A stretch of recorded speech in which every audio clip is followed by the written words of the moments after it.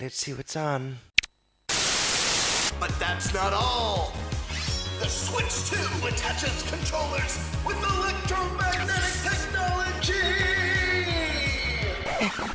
Cool. 4K. Raw power.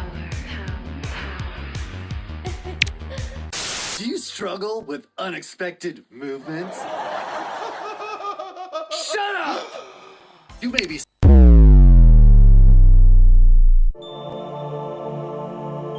It's been a long time, Game Bird Classic. Papa? Sure. What is bothering you, my child? It's just, tonight's the Nintenbyte Podcast, and I have nothing to wear, and I'm scared. But child, the Nintenbyte Podcast unleashed a new line of merch, including sick t-shirts. Really? Here, I'll show you. Gaze into the power!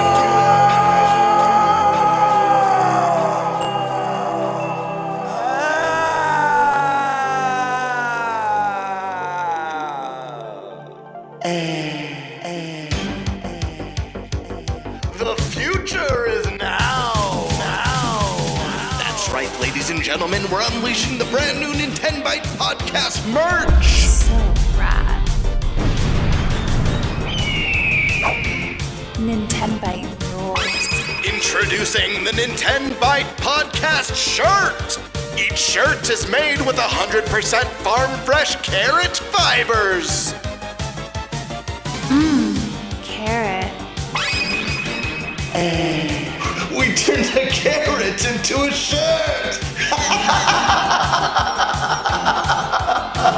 But that's not all. Presenting the Nintenbyte piped glass for all you milk lovers.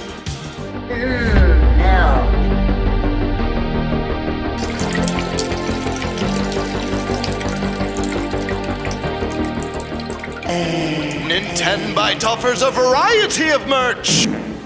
And never miss the mark.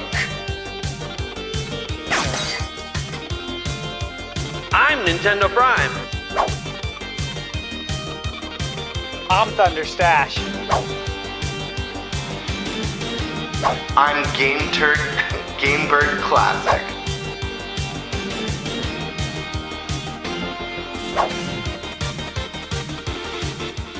So order now while your body is ready.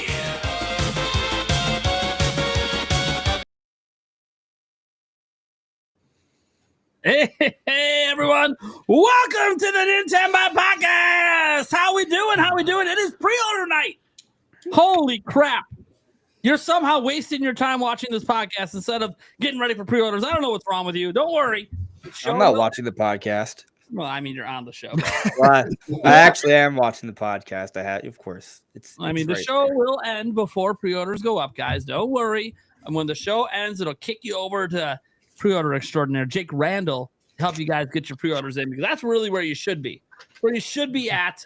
You don't have to go there now, right? Pre-orders don't begin for like another 3 hours or something. So some of you guys I know are actually, I've seen it in the chat, waiting at GameStop all ready for tomorrow. I mean, me and Eric are going there tonight. Mm-hmm. When this show ends, we're going to try to get a couple online pre-order things. I got some giveaways to do. And then we're off to GameStop, baby. Already talked to the manager there. Everything's all cool. We're setting up the card table. I don't know if we're going to play any cards, but hey, we're going to be streaming out there. It's going to be fun. I'm going to see all you guys again, basically, sometime in the AM, whenever I decide to wake up from sleeping in a chair. That being said, how you guys doing? Welcome to the Nintenbyte Podcast. Let's go around the room, introduce everyone, and get this shindig going. Start with our guests, of course. We have Andres Restart on for an entire episode. Whoa. Assuming the episode ends before pre-orders go up. It will be. We have a hard cutoff. We will be. How's it going, people? Glad to be here. Yeah. And then Deacon Sandstorm McDowell. Yo. How you guys doing? Yo, so question is, when does your GameStop open? Noon tomorrow. Okay. So we're all on the same boat. Okay. Well, mine is 11 a.m. He told me that they might open early because he recognized who I was when I called. He recognized the voice, and I was like, Oh "Okay, man. I appreciate the VIP treatment. But that's the real thing. If Right. I show up at midnight and they have 50 units, and I'm the 51st person in line, you gonna let me cut? Tackle time. Tackle Let time. me piss everyone off? Yeah. Oh man. Gut check. I got a feeling if I show up and I'm like the 51st person, I'm gonna be like, all right, how much I gotta pay to have your spot quit? I gotta jump the line. You're right. I'm not too worried about it. There could be some people there. I don't think there'll be 50 people there yet at midnight. I think about probably like 7, 8 a.m. That's when the line might fill out, but I'm sure there's some people there already. I said I've seen pictures of people already there. I know it's a thing that's happening. So that's cool. What's not cool is that I still have OBS running in the middle of a podcast. What am I doing? All right, let's go to Eric the Spice Lord. What's up? Hell yeah. Gamebird Classic. The bird. What is up, guys? Happy to be here. It's the night, baby. Tonight's the night. And I just want to make a PSA. If I don't land a Switch 2 tonight, you'll never see me again. I'm out of here. So Better watch that Jake Randall stream. I'm just kidding, but seriously. Seriously. Go rob a GameStop. Thunderstash Gaming. What's up? Man, this is an exciting day. Everything's been leading up to this. This is the biggest day until launch day. Yeah. Mm-hmm. Like everything in between is whatever is going to happen, whatever news we're going to get. We'll be covering it, but this is huge. So I do wish everybody the best of luck today. Yeah. And you guys know what's up. I'm Best of Nintendo luck. Prime. Yeah, man. Pre-orders go like crazy. I'm trying to get 3 of them in tonight. Well, 4 counting Eric's. So that's going to be insane. Obviously, we're trying to do in-person at GameStop. Why? Because they're doing midnight launches, baby. This might be the last GameStop Nintendo platform midnight launch ever. I know we say that like every time, but like I legitimately think at some point GameStop's going out of business. I don't know when, but more and more stores keep closing. So I gotta keep that in mind. That being said, we gotta get into the topics. We got a bunch of topics, 3 of them in particular. Oh, not 4 this week because we're trying to keep the podcast a little bit short. But these are some fun topics. Maybe I should have come on then. No, you're fine, man. You're fine. These topics are bad. I mean, the one topic, the Zelda one, that one might take a little bit, but that's okay. We got a couple hours. So That's like the main topic. that's the main topic for you, yeah. That being said, let's go to, you know what? Because maybe I won't take a topic this week. Eric, what topic do you want, buddy? Well, at least they're all self-explanatory this week. Except for one. Yeah, it is. Just so much contrast. It's self-explanatory. It does say that in the notes. It does say that in the notes.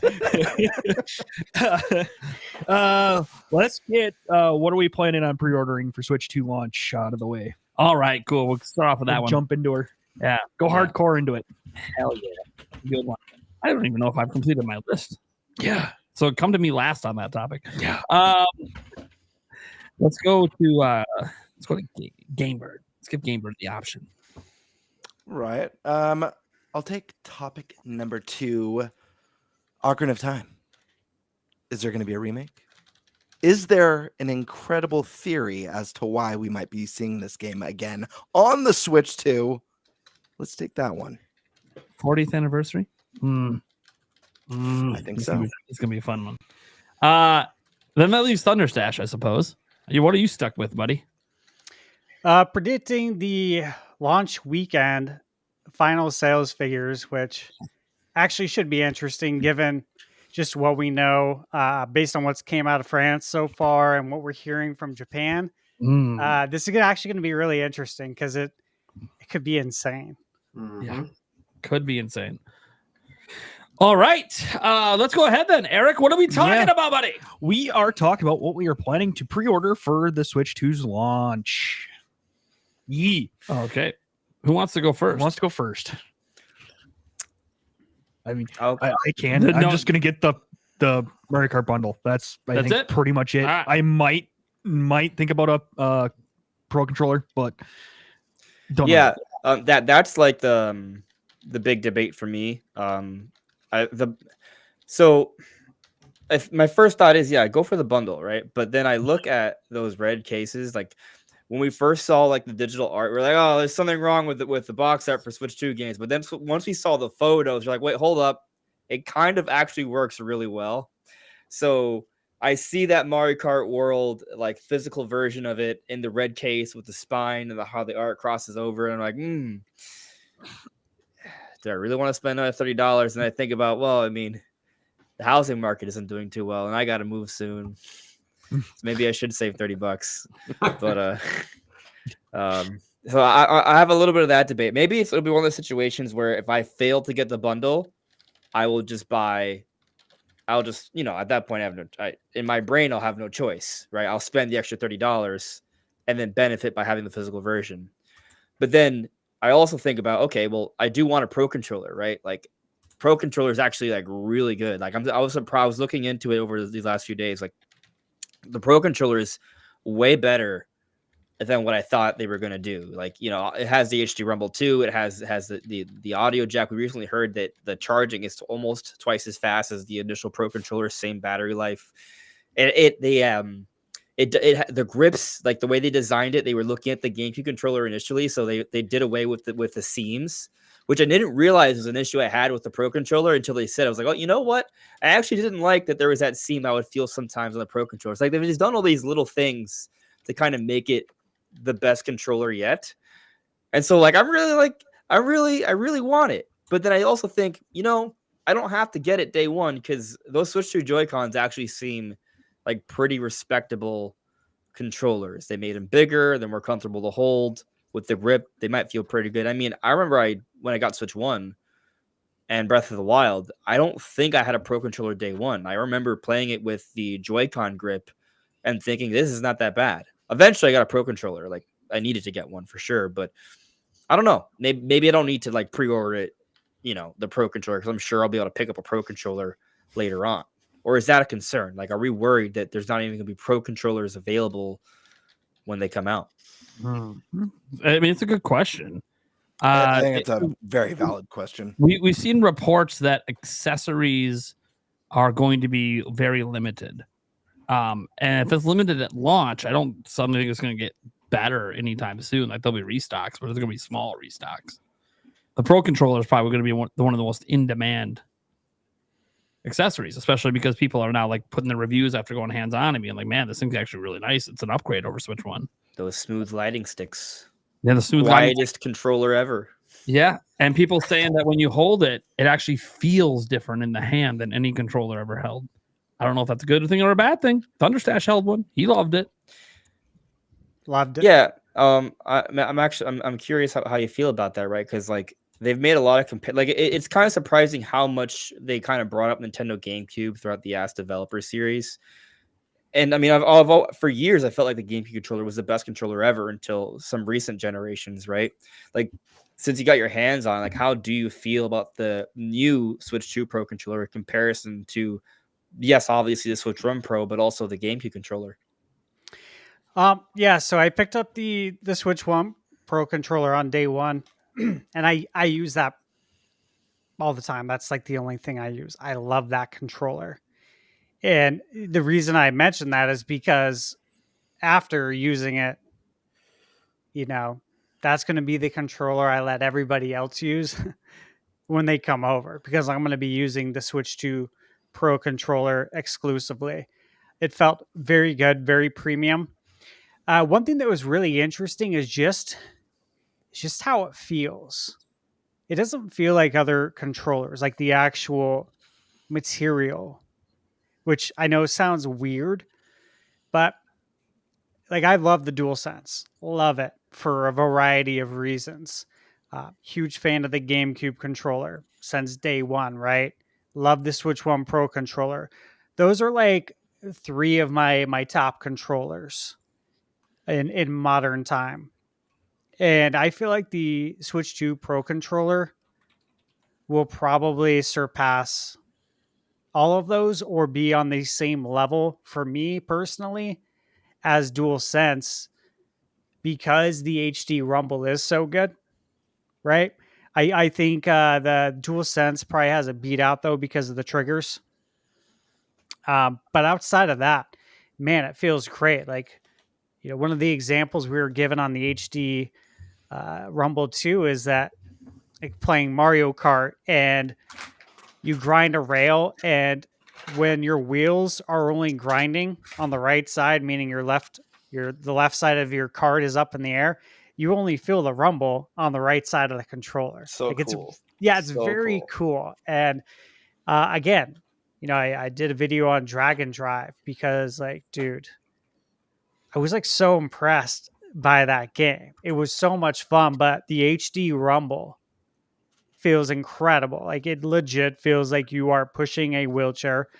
The motion's right, but it feels like you're pushing the wheel when you're holding the actual Joy-Cons. So again, another one that's super cool. I didn't get to play it with the Pro Controller though, but seeing how well the HD Rumble did in other games, I'm confident that it's probably still going to feel really good. I saw your comment in my video. You like that? I loved that. Yeah. So Prime 4, it feels pretty good when you're charging that arm cannon then. Yeah.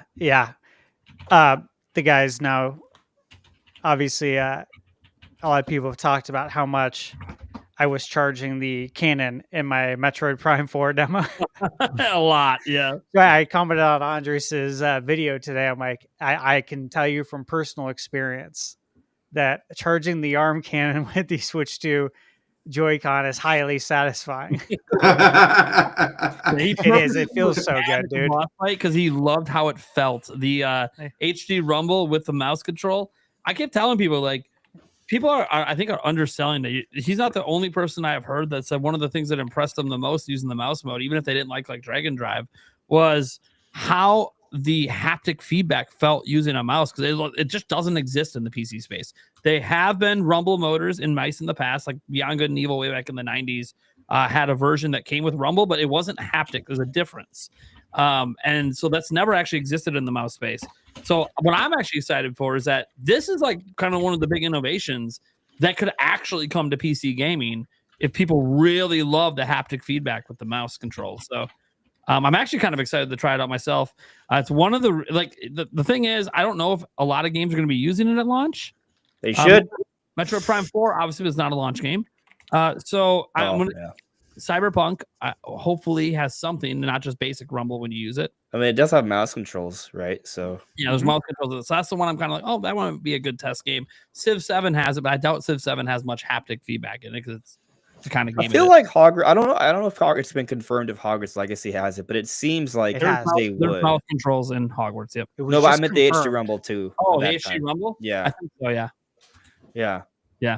It makes sense because like you said, like the mouse controls, like they built it with the Switch 2 in mind, right? Like it was interesting listening to their recent thing that everyone kind of I don't want to get into politics, but you know what happened. But it is interesting that they were talking about how they went for the next generation version as opposed to the Switch version to kind of build this version. They corrected that because they originally said, oh, we started with the Switch 1 version. So everyone's like, oh, they just ported the Switch 1 version and passed it. And no, they corrected that now in the creator thing. Like, no. We actually did start that way. And then we realized, oh, we could do so much more. So we grabbed the next gen version. It's like, oh, okay. Yeah. That's what I wanted to hear. They probably went to the project thinking we would just scale it up. And then they were like, oh, no. Up the text and call it a day. And they're like, no, this is actually, which by the way, that means the system's better than they thought it was going to be. That they thought they could even attempt to bring the PS5 version over. So it's nice stuff. So hopefully that also means HD Rumble too. So that's all you plan to get at launch then? Well, all right. So the thing is, I'm not worried about being able to buy like Cyberpunk. Like I'll come date. I'm gonna wait on reviews for that to see if it's even worth playing it on Switch 2, right? Sure. And if it is, I'll go for it, right?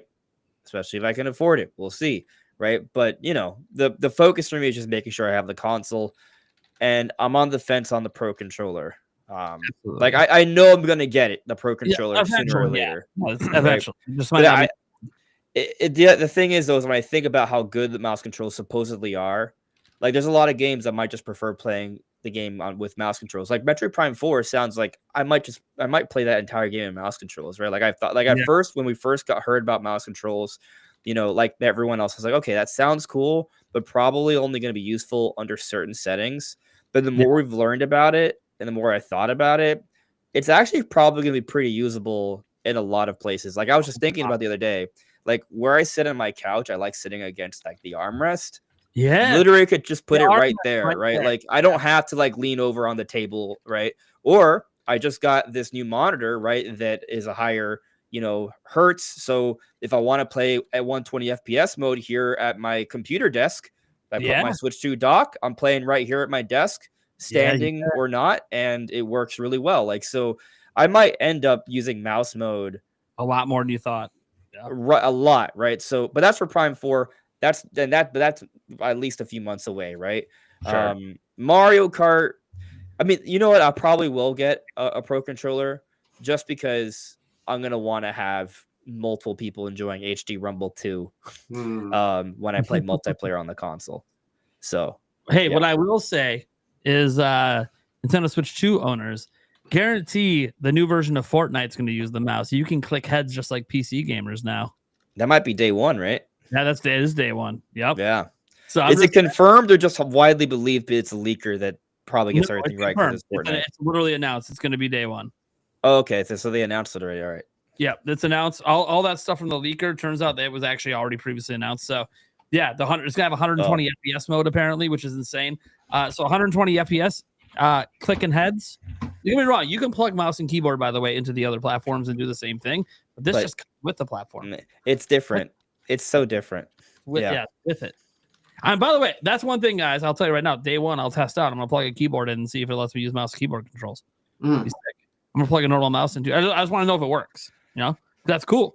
I figure if you're supporting native mouse because every system has it, then why not have keyboard support? So we'll see. As one of the things I'm literally going to test day one. I'll probably even load up a Fortnite and see if I can do mouse keyboard with Fortnite because I do like the keyboard controls a little bit better than pressing side buttons on a mouse to do things. But it's fine. It'll be usable. It'll be better than it is on Switch. I'll tell you that. All right. Let's throw it over to our other guest then, Mr. Sandstorm McDowell. What are you planning to get for pre-orders? By the way, hi, I'm Andres. I didn't appropriately greet you earlier. That's okay. That's okay. We started abruptly. What's up? How you doing? Good to meet you. It's great to meet you too, man. Yeah. First, I will say, Art never using mouse controls is crazy to me. That's absurd. So I was looking over some of these games that were coming out. I already knew like one or two that I was getting. I didn't realize Fast Fusion was going to be one that was day and date. I mean, I know we had Fast before and it was day and date, but for whatever reason, I just thought they were going to be a little bit later, but definitely picking up that game. I think you're a fool if you don't pick up a F-Zero like fast racing game.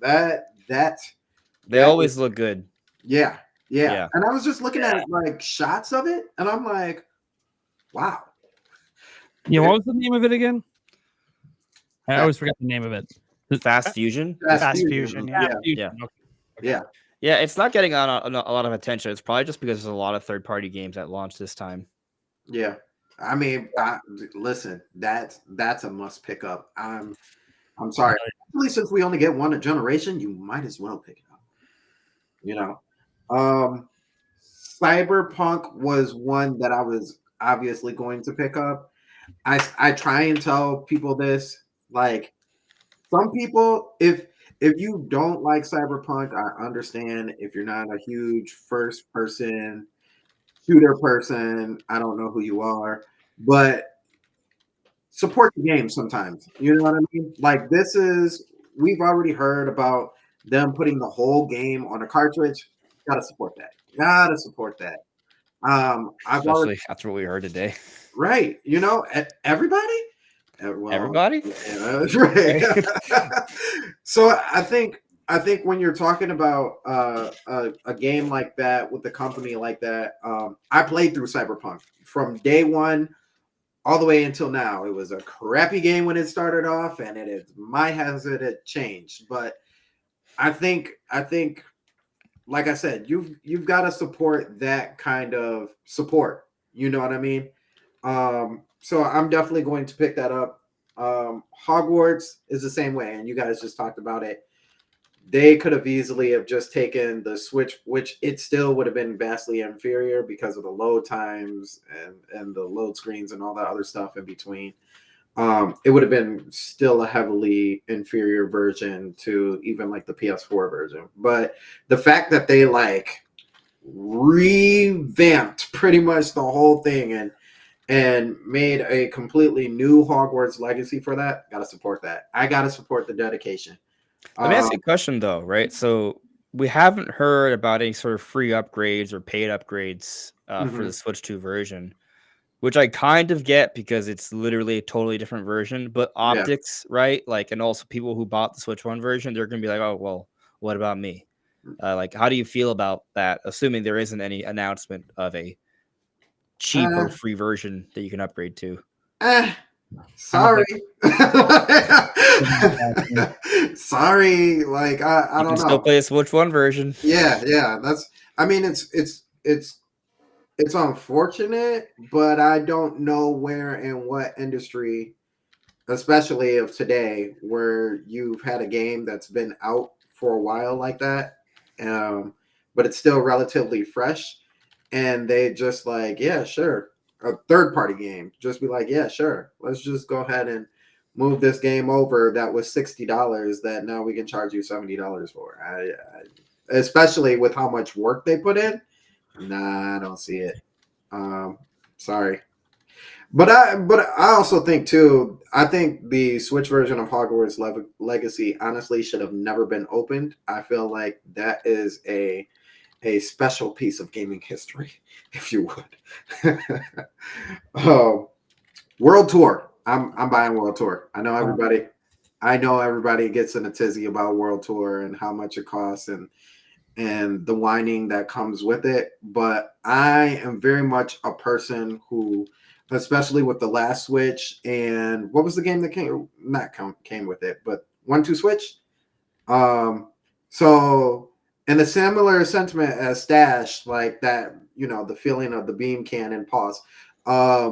The fact that this one comes with like the whole maraca thing, like I like going to other people's houses and being like, yo, like feel this. This is crazy.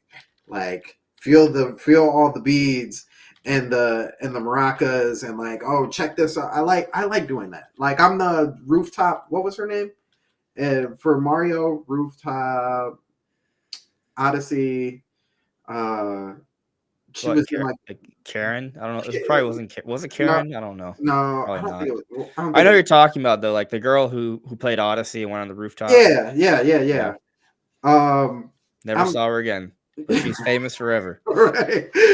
I'm kind of like her. Like like, oh, you got a Switch. Oh, what is that? Like, is that okay? Oh, check it out. Here, it does this and this and this. I'm that type of person. So, definitely will be picking up.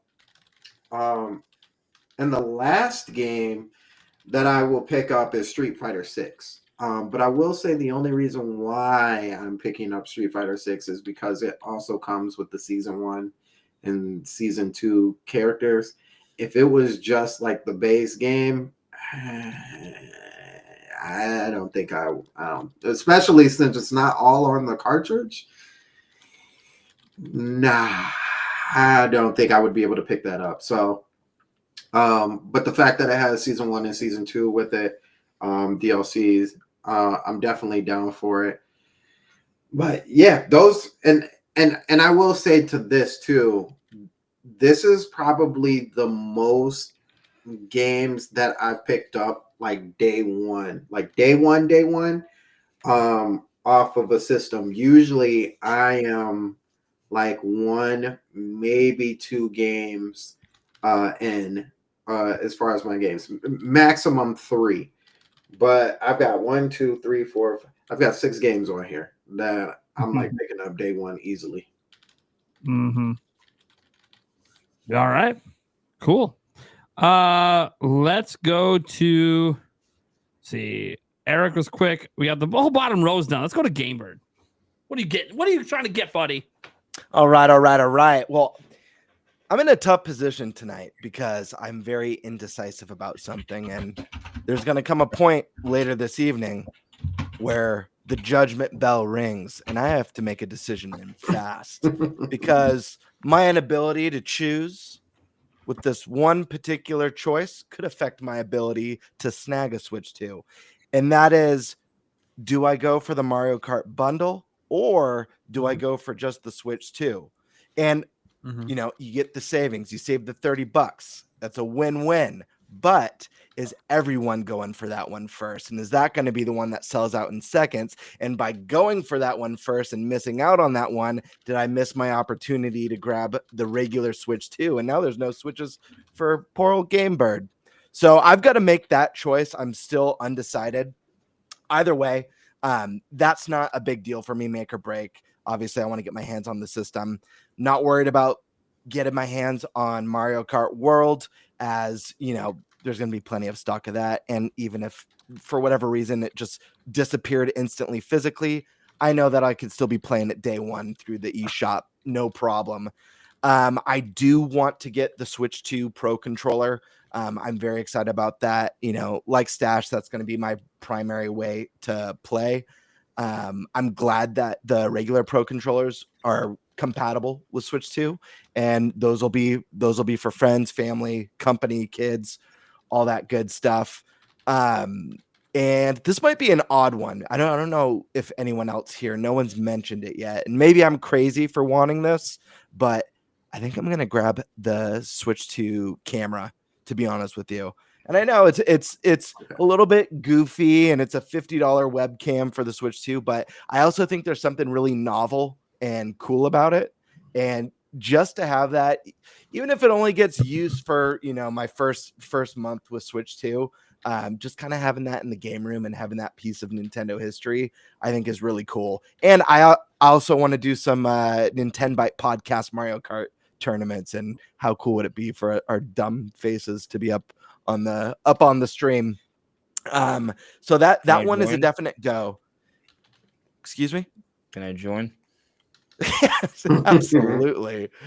Someone's gotta get that crown. That's right. It Right, might as well be you. I I'm don't pretty know. good at Mario Kart. If I'm playing, you ain't getting it. I've seen you play Mario Kart. Are you sure? You haven't seen me play Mario Kart World, have you? It's a different I game. haven't played Mario Kart 8 seriously since Wii U. So, like, who cares what happened? I'm sure I've told you like 7 times my stories about Mario Kart on Wii U, right? Like, I'd play all my friends. I'd have one hand on the Wii U gamepad, and I would just tap my lap with to do drifts. I'd finish with like a minute or two to spare. I would go get ice cream and soda while my friends would still be finishing. Like, it's hilarious. those are you know the 2014, 2015 days. Like, I'd be careful, Andres. I don't know if you know this, but here at the Nintenbyte Podcast, things have changed a little bit. We use assisted steering on this podcast, so you better look out, buddy. All right, so like that will piss me off, but not because I think I'm threatened, but more so because I'm like, you're not enjoying the real game. But shots fired. Well, I'll see you on the track. For the record, anyone who needs to do it with that, if that makes you happy, that's fine. But you are definitely, you know, you lack opportunity. If our very first knockout tournament with the crew, we force it to be on. Bro, wait, I won't play then. I won't join. See, you have conditions now. I don't like this. But why are you going to play a lesser version of the game? Yeah, it's like playing Smash without all the items. It's called No, it's not. No, it's like that's completely. I don't know about you guys. To me, it feels like bowling with bumpers on. Yeah, that's what it is. That is the right comparison. It's still a good time, but like it removes all competitiveness from bowling, right? Well, hold on. Some might argue it's the only way to bowl. And I want to be honest. If you are decent at bowling, does the bumpers even matter? You're never going to hit them. It's a good point. Is Andres drinking Nintenbyte milk right now? Maybe. All right. All I have right. opinions on milk. So besides your debate over which one to get, what else we got? So debating which ones to get, but ultimately, like the game plan is Switch 2, Mario Kart, Pro Controller, and the camera. I think that's all I need. That's all I really want. There's going to be other titles that I pick up for the Switch 2 later, but honestly, for single player, I've been waiting to start up Xenoblade Chronicles X on Switch 2. Yeah. Like I'm not starting it on the Switch 1. I'm starting it on Switch 2. So that'll be my single player thing that I dive into when Switch 2 comes out. You know, it's interesting. I was thinking about it earlier. I literally tweeted about this yesterday. It's like, hey, Xenoblade X is going to be part of my launch lineup as well, because I wanted to play it on my Switch, but the fan broke. So the game turns off after 10 minutes. So I need to play it on my Switch 2 or get a new fan and replace it. But I don't. It just seems like I might as well. At this point, I might as well just wait. It's how many? Like we're 6 weeks away, if even. So, yeah. But we've heard about that 60 FPS version. However, it's not officially confirmed yet, and we already have a list of games that are going to have improvements. I'm sure there will be more, but I'm wondering, like, I kind of don't think they're going to actually have the 60 FPS version of Xenoblade X ready day one. Then do we wait I think it'd be longer? already yeah. Even What'd you if say, that's the Nate? case. I didn't hear you. I'm deaf. Well, I said if it was day one, I think it'd already be announced. Right. So then do we wait? Here's the thing. Even if that's the case, which based on the information we have now, it likely is, I'd still rather play it. Like I'm ready to move to Switch 2, regardless, with or without any updates. I want to be holding the new Joy-Cons. I want to be looking at that new bigger screen with HDR, and I just want to do it. Okay, is there anything else you're planning to get? It's Nintenbyte. No, that's it for launch, and then everything else will trickle in. All right. I'll go next because I got a feeling Stash has a huge list, and if he goes, my list is expand. So this is my list before Stash talks, and then my list might get added too. So we're getting that Mario Kart bundle, right? I ain't spending 80 on Mario Kart. Fuck that. $50. Let's fucking do it. All right. For $50, it's a steal. All right. And by the way, apparently Nintendo knows this because the majority of the units at launch are Mario Kart bundles. Like literally, it's like 70%. Bold prediction. We're going to see this bundle for 8 straight years every holiday. I know it's temporary. Yeah, okay. Maybe temporary until next holiday. Maybe like in January, they don't make any more of them. And then it's coming back like in October. So don't worry about it. It's going to come back around like every holiday. Next year will be a themed one with skid marks on the dock. Oh, there we go. I'd be pissed. Why was that launch? God damn it. Anyways, Pro Controller, absolutely.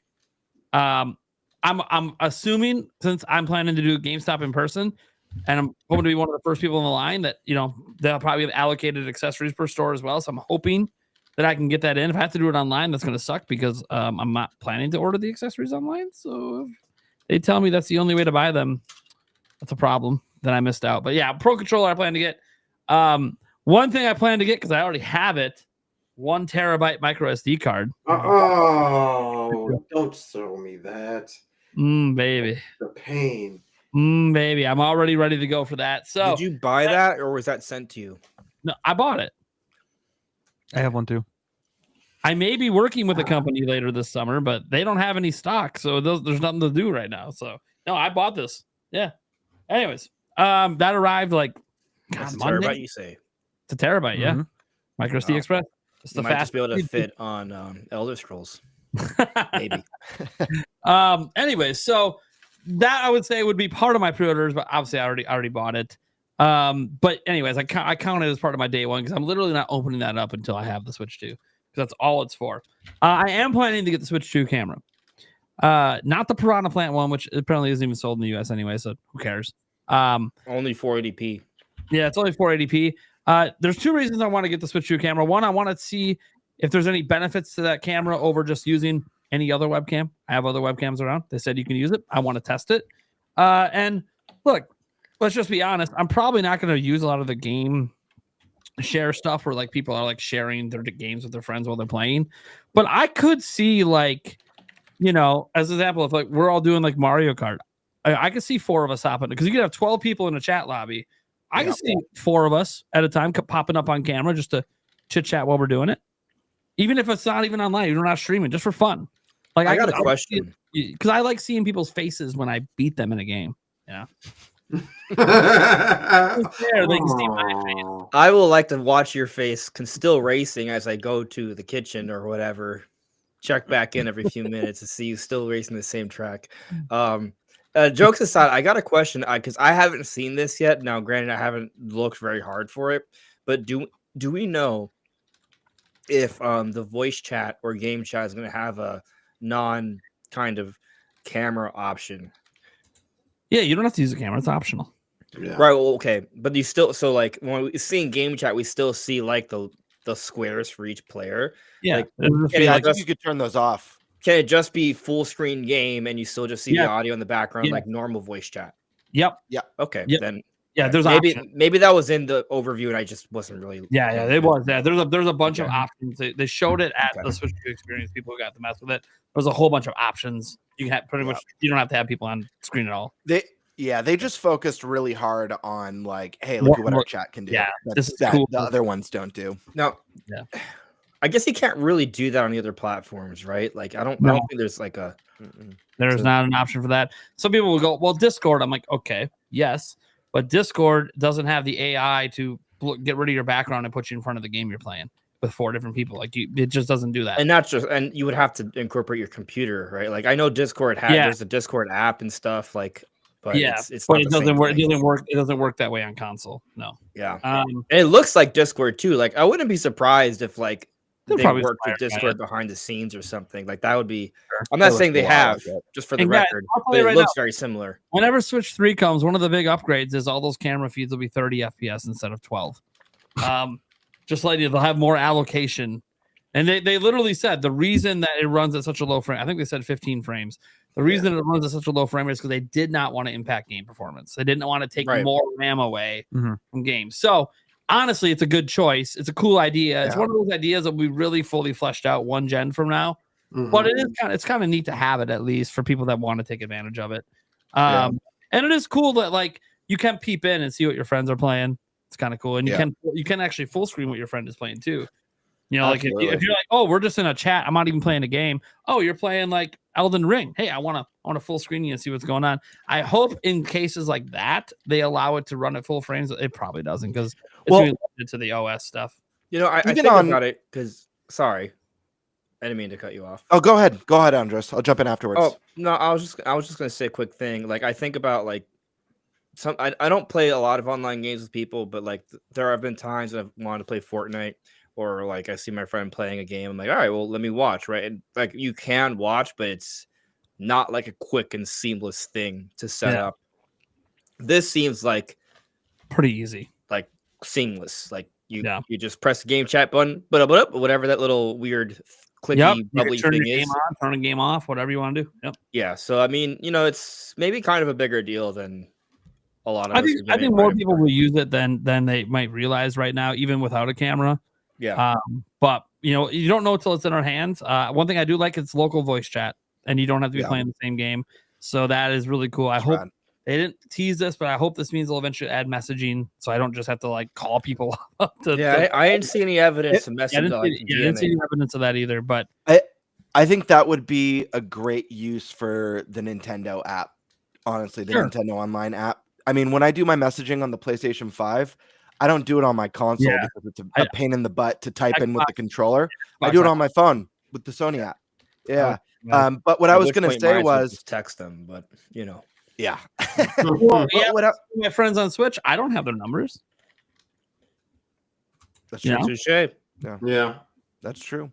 Yeah. But what I wanted to add is that I actually think it's quite impressive seeing Switch 2's voice chat with the screen sharing of your different friends, regardless of what they're playing.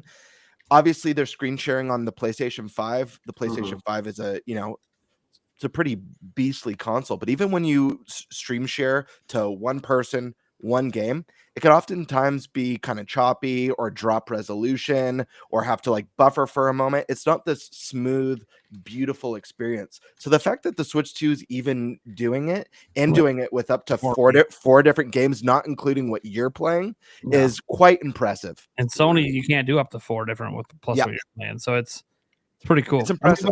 Sony does have that other option though, like you can drop in someone's game and help them. That's pretty cool. But it's Nintendo doing Discord Nintendo's way. So hopefully it keeps expanding. And here's the thing: this is what it's like at launch. I think it's just going to get better. I'm hoping over the course of the generation. I hope it's not like the eShop where they just let it rot. But we'll see. Again, messaging is one of the things I would love to see them add in. Maybe it's there and they just haven't told us yet. Who knows? Because look, the bottom line is if you're going to include cameras and let people be on camera, that includes kids. Then, like at this point, why are you holding back messages? Right. Yeah. Like there's no logical reason to not have it. Yeah.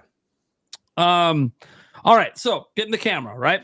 I might get the official Switch 2 carrying case. I'm not sure yet. But I need a case at launch. And at launch of Switch, I had the Breath of the Wild Special Edition, which came with the case, which I'm going to be rocking tonight when I go to GameStop because, hey, got to kick it back. Got to kick it back to day one Switch. So, because I have all these other cases. Yeah, Eric's got his. I'm gonna be rocking mine. Anyways, so I need a case. I just need one at launch. It is what it is. There's, I could get a third party one, but I don't know what kind of grips I'm necessarily going to go with. I'm going to go with grips at all. I do know one that I'm going to buy, but it doesn't have a case per se. It just is its own thing. So I feel like I'm going to get the official Switch 2 case, even though it's usually not the best one to get. But I need something at launch. I just need something. So I'm going to do that. And I'm only saying maybe because one thing I am buying, maybe once I have it, and because I have like the dummy unit, right? I know Andres has one too. Like when I get somewhat distracted, the Miami Heat might beat the Cleveland Cavaliers. Oh, did they come back? They probably won't. They probably won't. But they're down 2 with 4 minutes left, and Tyler Hero is apparently playoff hero. So okay, I get it. It's like me when I was watching the Bucks. I barely paid attention, and then all of a sudden, oh my god, it's a 2-point game. I'm just saying, like, because while you were talking, I was like, I'll just like put it here in the background. I'm like this, like it's like I don't know what you just said. I'm sorry, but I'm excited. All right. Okay. Anyways, so the reason I said maybe get a carrying case because one of the things I'm going to be getting is the Kill Switch case for Switch 2 from D Brand. It's the only third-party accessory besides the micro SD card express that I know I'm 100% getting. Well, 2. There's one more, but I don't know which one I'm getting. Because once I have that and I put it on this dummy unit, because I think I'll have it before the Switch 2 comes out, based on what I'm understanding from them, they're going to ship them before, because I already have a pre-order in for it. If I like it a lot, then maybe I won't get the carrying case because it probably won't fit in the carrying case, right? So that's why I'm like, we'll see. If I don't like it a lot, and I think there's going to be a lot of situations where I'm not using that, then yeah, I'll get the case because I need something to put it in. The only other third-party thing I'm probably going to get is a screen protector. Definitely. I don't know what I'm going to go with. I don't know if I'm going to order on Amazon. I know sometimes like in person at GameStop they'll have them, but then they're like flimsy little plastic ones, and I don't want that. I want tempered glass. Sorry to interrupt. There was a company. I don't know if you guys remember what this company was. They made cases for the Switch when the Switch was new, and they were more expensive, but they were sleek and nice as hell. They were like real leather. They were like super nice leather. Do you guys know what company I'm talking about? They were nice. I remember that. They had like a tobacco leather and like a gray leather and a black leather, and they were sleek. They had a bunch of them. They had a carrying case that almost looked like a computer bag, like a laptop bag that you slid your Switch into, and all the cables and accessories. Yeah, wondering if they're going to be doing something for Switch 2 because that was nice, and the Switch 2 is premium, so maybe I want to, kind of be a Switch 2 snob when that stuff comes out. I'm just going to get this one out of the way because it's related to the game playing right now. Justin Richard dropped a 5. And he says, Tyler Hero is a G. Look up the shot he hit against Houston when he played at Kentucky. Yeah. Ice water in the veins. Yeah. Dude, it's amazing just to see the kid get so much better over these years when everyone doubted him. Yeah. All right. So before I even get to games, I've got one more thing that's not really games, but no one's mentioned it yet. The 4 new Zelda amiibo. It was so interesting because like expensive. people didn't Yeah. even think that they were new at first. Like people were like, "Oh, okay, they're showing Yeah, amiibo." the looking." No, no, pre-release. no. No, Those no, never came out before. Those never came out. Yeah, Yeah. I'm getting all 4. I'm hoping. Waterfield. Sorry, guys. That's the people who made those leather cases. Yep, the leather ones is Waterfield. Yep. So yeah, I'm gonna get the 4 new Zelda amiibo. I'm not gonna get the Street Fighter ones because I'm not that big into fighting games. But I mean, surely no, I'm not getting Street Fighter 6. But I am gonna get the 4 new Zelda amiibo. They're very expensive because they're made in China, and we all know what's going on. Mm-hmm. That's why they're double the price. We all know what's happening. It is what it is. I'm a Zelda guy. I want them. I literally had to sell my entire amiibo collection several years ago due to financial strife. It's time to rebuild, and I'm going to start by trying to get every single Zelda amiibo all over again. So this is a great way to start. Get the brand new ones, then I can slowly over time dip down trying to get all the old ones. I think the only one I have right now is I have the Tears of the Kingdom one, and then I have the N60. No, I think it's the Smash Bros one. I got that one. A fan sent it to me, and I refuse to sell things that fans send to me. So, because I just think that's mean. Like, you don't send someone something that out of the kindness of their heart, and then you're like, "Oh, I'm gonna sell it." Like, no, fuck no. This isn't a Christmas present from mom and dad. This is like a fan went out of their way to send me something. Yeah, I'm gonna keep that shit. Please don't send me some like weird broken treadmill. I already have one in my house. Now I'd feel obligated to keep it. Anyways, So you're saying if I take a dump in a box and then ship it to you, you'll keep it? you're not a fan, so no. I'll Eric, probably Eric, settle down, dude. and light it on fire and make sure you're not home. Your parents are home. So then you have to. Your mom starts bitching to you when you're at work. Why is there a flaming pile of shit in my front door? Fucking teenagers, man. Eric, I love how you barely talk on the podcast, but then when you do, like, this is the sort of commentary you offer. Yep. Oh man. All right. So Zelda amiibo. That's. I'm surprised. Literally nobody even brought up even getting one of them, let alone a couple. All right. So then we get into the games, right? On Switch, I actually owned every single launch game at one point on Switch. Not going to do that this time around. One, there's more. They're expensive. I don't need all the game keycard games. As we learned today, a bunch of the third-party games are game keycards. Not all of them, but a bunch of them are. So, look, I'm getting Cyberpunk. Right, obviously I have Mario Kart World with the bundle, so I'm getting Cyberpunk. Got to support that, putting everything on the cartridge. If we don't support something like this, everything's going to be game key cards. Mm-hmm. It is what it is. They are taking a hit. The cartridges are clearly really expensive, hence why people are going with game key cards. It's a 64 gig cart, biggest we've ever seen on a Nintendo platform. They're legitimately like paying the Switch tax and not really overcharging. $70. I know, guys, you can talk about, oh, I can get it on sale. Okay, yeah, that's great. It's never been on Switch 2. Okay, it'll go on sale on Switch 2 someday too if you want to wait. But yeah, I'm gonna got a day one that. Whether I don't even know what the reviews are gonna say about it. Don't really care because reviews I often disagree with unless it's Thunderstash, and he already gave me his first impressions and they were pretty good. So that already is like, I gotta get that day one. Gotta support it. Gotta support the physical. Like I'm someone that actually buys most of my games digitally. But I don't want physical to go away. So when a third party is doing something that everyone else is like, nope, we're out, we're not doing it, it's too expensive. No, fuck that. I want them to sell millions of that on Switch too. Because if they do and the other ones don't, it might show them, hey, people will fucking buy your game if you put it on a cartridge. Facts. Like that's just the way I am. So I gotta support it, even though it's 70. Thankfully, because I'm doing GameStop, I don't gotta pay it all at once. So I can do it over time. Multiple paychecks. That's why I'm like, this is a pretty big list. By the way, Cyberpunk 2077 is like the one game I can't find on any retailer's website right now. So Still can't either. yeah, so it might not be available to pre-order tonight or tomorrow, but we'll see. It obviously, maybe they're trying to figure out the physical allocation still, and so that's why it's not up yet. But we'll make that work. All right, Hogwarts Legacy. Look, this one hurts because I own it on Switch 1. I really wish I didn't buy the Switch 1 version. Look, you never know. It may be worth something down the road. I enjoyed it but I bought it digitally, so I can't even sell it to pay for the. Brutal. And I don't know if that game's even available physically, or if it's just digital only, or if it's a game key card. I've been looking online. I can't figure it out. So, but either way, I'm getting Hogwarts Legacy. I love Harry Potter. It is what it is, and it was a lot of fun despite the issues on Switch. It's just going to be so much better. I might actually beat it now that it's on Switch too. So that's a big deal to me, and I really enjoy that game, and I hope we get more of those Hogwarts games out there in the future. Split Fiction. No one mentioned if Split Fiction could be a GOTY game this year. Yeah. And look, it is a game you got to play with a friend. I happen to have my fiance. I plan to play it with her, maybe with Eric. Yeah. I definitely I completely forgot about that. Yeah, that's something that it's something that I think you'd be interested in. Oh yeah, and for sure. And even if you don't have it, I believe they said that's one of those games that you can literally play it with somebody off one cartridge. Game share.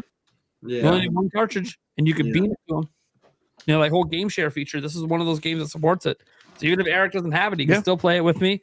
I could beam it to my fiance's Switch 1. She could play it with me on our own screens and stuff. So like I'm really excited about that game. Obviously, I know some of the footage looked a little rough, but hey, we'll see what happens. Some of the footage also looked really good. So that's one of those. Hey, these things not out yet, right? And this is one of those games. It's indie. It's pretty much digital only. So that's cool. I'm cool with that. Next, Fast Fusion. Had to throw that on there. Yes. Had to throw Fast Fusion on there. It's gonna be digital only. Don't give a shit. Need it. Gotta have it. I had the prequel. It's a prequel. The very first one. I had that at the launch of Switch. Anything that reminds me of F-Zero, gotta get it. I can't say anything. There's other games that are coming out I didn't buy, but this is always like the OG for me. F-Zero GX on GameCube and so. Yeah. This is like yeah. But I don't have to buy that. That's just part of my subscription. So. Well, you did buy it. I mean, okay, sure. Yeah. Don't you hate it though when you say, "Oh yeah, this is free," and they're like, "Oh, well, no, it's not actually free." Like we know, we pay for NSO. Which, by the way, is dramatically cheaper than all the other online options for other consoles, and Nintendo has continually improved on the value of it, and now kind of like an insanely good value when you think about everything they've added without increasing the price. Absolutely. I'm going to end up getting Nintendo Switch 2 World Tour just because I'm really interested in the breakdown of the hardware. Welcome Tour, whatever it is. Yeah. I'm going to get that. I'm thinking like Mario Kart World and like Knockout Tour. Yeah, I know. I keep mixing it up. But yeah, I'm going to get that. I don't know if we'll be able to. I don't know if we'll be able to pre-order this necessarily at like a GameStop or something. It might only be on the eShop, but sometimes you can buy digital games at the store. So I would literally like all these games, if whatever is digital, I would like to get them actually pre-ordered ahead of time. So when day one comes, I'm not actually spending more money. It's already spent. Right. Not that I won't navigate the eShop and maybe make one purchase just to be like, hey, let's see how the eShop works and how this whole process goes. I'll probably do it on stream, which means I'll probably buy an eShop card so I can put some money on there, so you guys don't have to see my credit card information when I try to check out. In fact, I'll make sure there's no credit card, so it's only using the eShop. Hey, quick side note. Speaking of the eShop, and I don't want to go into details about all that other crap about the eShop, but I really hope this time around we get something a little quirky with the downloads like we used to get. As it would download. Yeah. We haven't seen anything downloaded off it yet, so we don't know. No. Okay, and then last, look, I have to. So there's two things I have to have it launched just for testing purposes. I need a game keycard game. I just have to have at least one. I want to test how it works. Putting it in Eric's Switch, putting it in my Switch. With those online checks, can we just swap the cartridge back and forth? And then once the online check is done, it just works? Or does it have to do an online check every time it gets put in a different Switch, even if they've already had it checked once? So like we don't have an answer to that stuff. Nintendo's never going to answer that stuff. I need to know. I need to know what happens. I also want to just know what happens if I stick it in a Switch 1, since now we know Switch 2 cartridges can actually be put in the Switch 1. So like what's the Switch 1 say when you put a game key card in? Obviously, it's not going to play the game, but what error message does it give you? So, as we know, some Switch 2 cards will just work in a Switch 1. So like then you got to sell it, Nate, so you can tell everyone that you can sell these. That too. Yeah. That too. Yeah. See, that's how you wrap it up. For myself at a GameStop, trade in the game in for credit. just to Yep. prove that you can sell it. Oh, that would be And great. just vlog yourself doing it. To everyone who Yeah. said you can't sell these things, Yeah, watch me. literally. And I then just walk did. right in. And Yep. and this is just the worst way to sell it. You should really sell it online to someone. But I'm just proving you could even go to GameStop and do it. Yeah. So I got to get a game key card game. And I'm not really sure, obviously some of the games I mentioned might be game key cards, but they also might be digital only. So, Bravely Default's always one because it's cheaper, right? It's a cheaper one to get, so I don't have to spend so much money. But I've also thought about Yakuza because I know that's a game key card, and maybe like I can just get some cool footage for comparison purposes before I go and trade that back in. I'm not a huge Yakuza guy, but it's a big third-party game coming to Switch 2 that can make good comparisons. So those are kind of the two I'm thinking of. I'll probably go with Bravely Default just because it is cheaper. And I don't really care if I resell it because I already beat that game before, so I'm not really that interested in replaying it.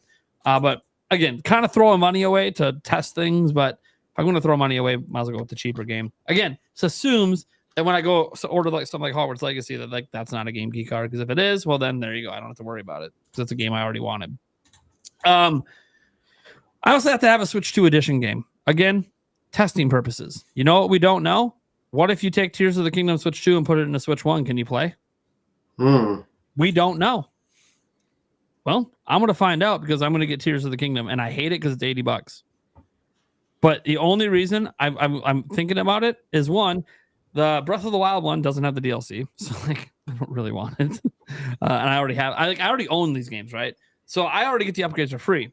But I need one Switch 2 edition game, and it's like, look, if I get the Tears of the Kingdom one, it is my favorite game of all time. So if I'm going to spend money on something I don't need, why not be my favorite game of all time? And then if it works in my Switch 1, then I have reason to get rid of my Switch 1 physical copy. Like I don't need it. I can actually go trade that in towards credit for something. I'm not going to trade in all. I have like 2 Switch. Here's the thing. I bought Tears of the Kingdom like 4 times.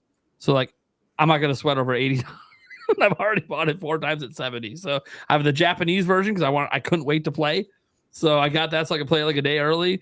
Then I have the digital version. Because I didn't want to wait for the store to open to pick up Tears of the Kingdom, my special edition, to play it in English. And then I had that, and then I wasn't sure I wanted to open that box, so I bought an extra physical copy. I'm an idiot. All right, so I already have 4 copies of the game, and I'm gonna have 5. But you know what? And you know what sucks? I'm such a Zelda nerd that when I sit there and I look at the box on my shelf, I'm gonna be like, well, I need Breath of the Wild to complete it, right? But I'm going to resist as much as I can buying the Breath of the Wild Switch 2 edition. Call me. I'll come over and slap you. I actually have a reason, though, besides seeing if it works on Switch 1.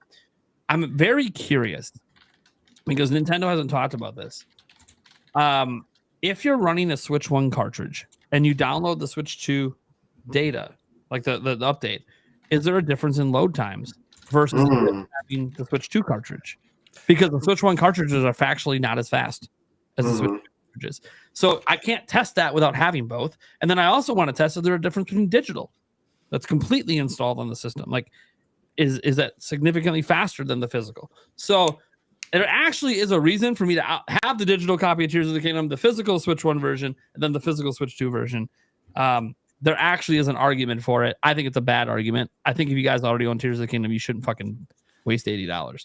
Sounds like you're doing some digital foundry work. I just want to point out that we were debating about this Breath of the Wild thing, like what, a year ago? And it's kind of exactly what we thought it would be. Like it's not a big deal. Like I kind of hate when people call it a remaster. Like, yeah, technically it's a remaster. Like literally everything is ported over to another console with a minor changes. Technically a remaster, but it's just a port. It's a port with some minor improvements. I guess it's more than that because they added the app. A little more than that. Yeah, but and I am curious about the app and all that stuff. Obviously, I'm going to take use of it, and I wish it was just like all in the game and not through an app. But hey, it's whatever. It's better than having nothing. They could have did nothing. Some people might have preferred that because of free upgrades, right? Like the reason they did it is because they wanted to improve Breath of the Wild and Tears of the Kingdom sales, right? Like they want people to walk into the store and see Breath of the Wild Switch 2. Like that's why they did it. If they really wanted to improve the sales, they should have bundled them together for $80 with the DLC. Yeah, but probably figured they would make more money. People would buy the fuck out of it. I don't know about that. See, I don't know how many people that already own the games are going to buy them. again. Yeah, I'm curious about that too, Not me. only because I mean Breath of the Wild is like a 30 million plus seller. If I So wasn't a YouTuber, I wouldn't be buying the Tears of the Kingdom Switch 2 edition. But because I am, and I'm curious on some things. there's just so many people who already have those games, and obviously a lot of the hardcore fans are going to be NSO subscribers, and they're going to get all the updates for free for both Zelda games. But yeah, we'll see. But guys, I have a very important update. There's something in the air right now. I don't know if you guys can feel it, but Oxygen? we're now less than 2 hours away from Switch 2 pre-orders. Yeah, the online ones. Yep. Besides GameStop. GameStop's tomorrow. Besides GameStop. Yep. Also, since you brought that up, there's an update from Nintendo of America due to high demand. Schnapples. So if you guys remember, there was an update from Nintendo of Japan earlier today. If you guys haven't heard the news, Furukawa came out and he was like, yo, 2.2 million people are trying to get a Switch 2 through the My Nintendo store in Japan. Yeah, we ain't got 2.2 million systems, guys. Hate to tell you that. We ain't got it. So we're gonna have a wave 1. We're gonna have a wave 2. You're not gonna have to sign back up for wave 2. We're gonna be nice, but also we ain't got it. All right. Retail's opening up too, like tomorrow. That's cool. But yeah, look, they're gonna do lotteries. We're sorry. We're gonna ramp production up as much as we can. We're really sorry. Not everyone can have a Switch 2 day 1. And I'm like, oh, okay, Japan's going nuts. Well, guess what? It looks like the same thing's happening in the United States. Update from Nintendo of America.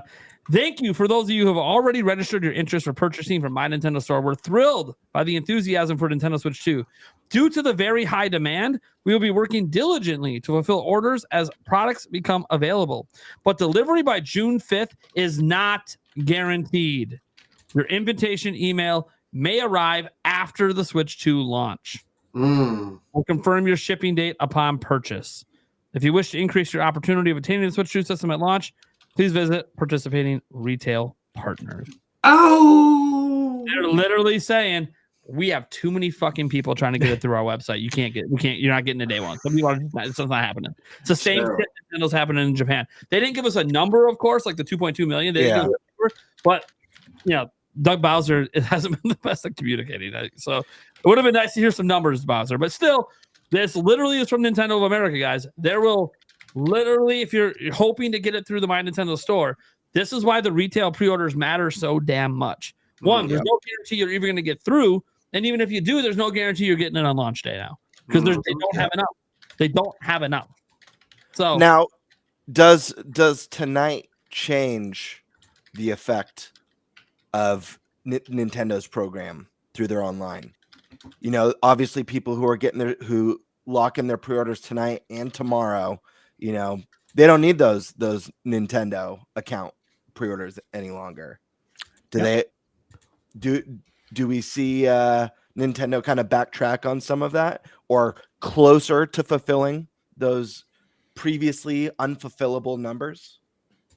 I have no idea.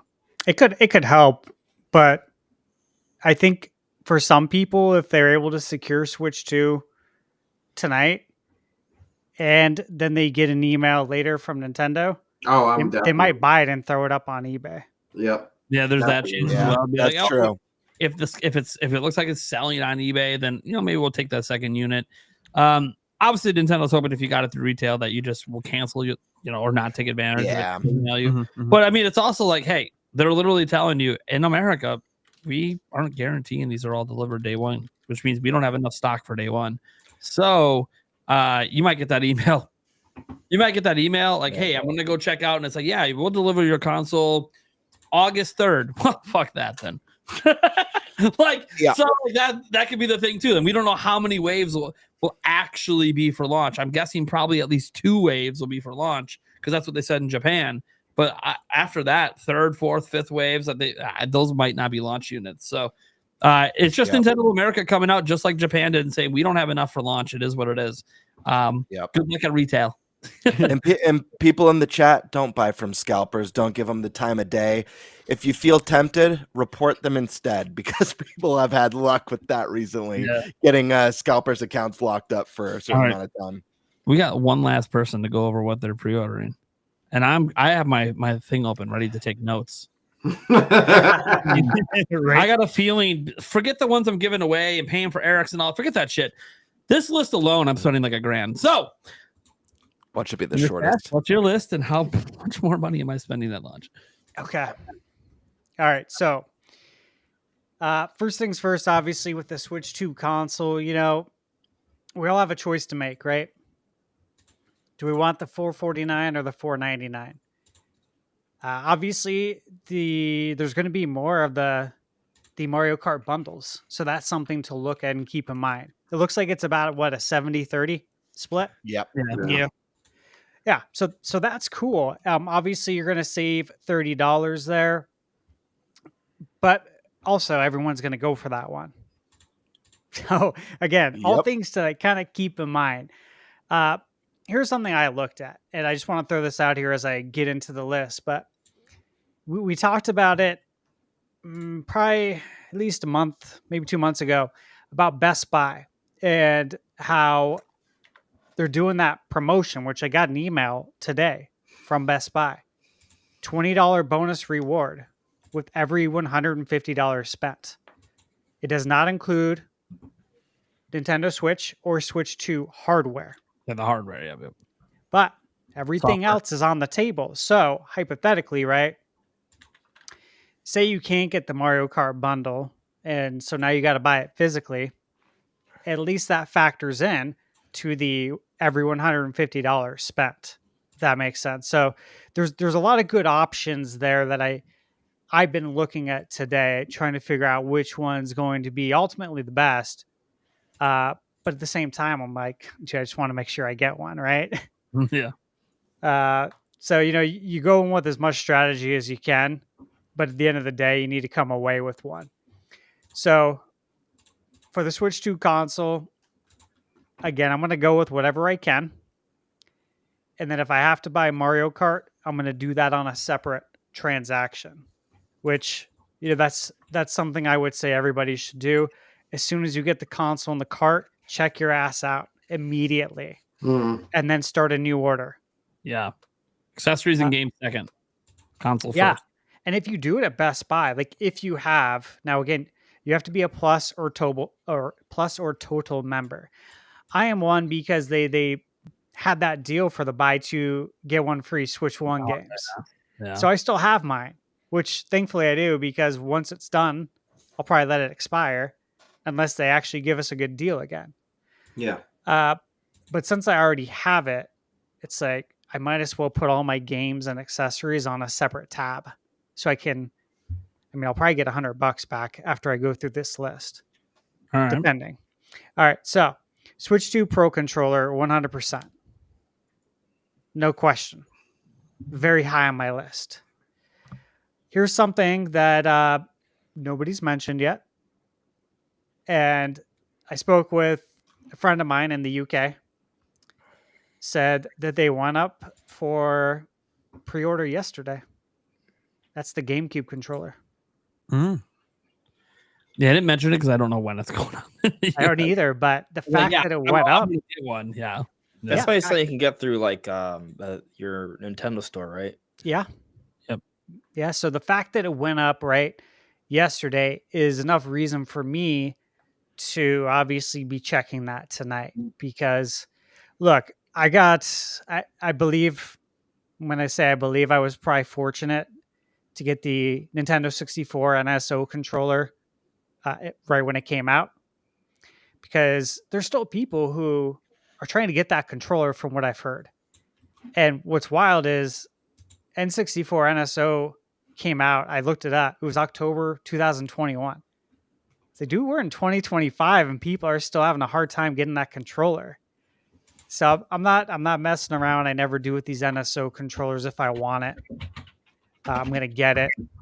So obviously I'm going to get that GameCube controller. So I would say everyone, make sure you check that out. Switch 2 camera. I am going to get it. I actually think it's cool. I like the idea. It seems like it's going to be more than just something that's implemented in Mario Party. Obviously I'll use it for that, but I feel like Nintendo really wants to push this. What I'm also going to do, though, is I'm not going to open it immediately. I am going to test out my Elgato face cam. I have an older one. I upgraded to the Pro, so I have my old one that's just sitting here. So I'm going to test that out first. See if it's up to par. Like, see if everything's fine with it. If it is, then maybe I'll return the camera. But I'm going to make sure I get it today because I don't want to deal with it being sold out. I've already heard that in Japan, the camera is selling like crazy. Like everybody's buying it. And so again, just like with the Lexar 1 terabyte, right? Nobody can get these. I mentioned it before the Switch 2 Direct when we live streamed it. I said, I'm going to buy it right now. And I did. And after the Direct, it was sold out. So it's things like that I would advise if you can swing it right now, do it. And if you change your mind, just if you know you might change your mind, like for me with the camera, just don't open it. As far as the case, so I did pre-order the D brand kill switch. I put my $3 down. Looks like a great case. I've never owned one. Nate, did you own the D brand Switch 1? No. Did anybody? Okay. If anyone in chat has, please let us know. But it looks high quality. Fast Fusion's on my list.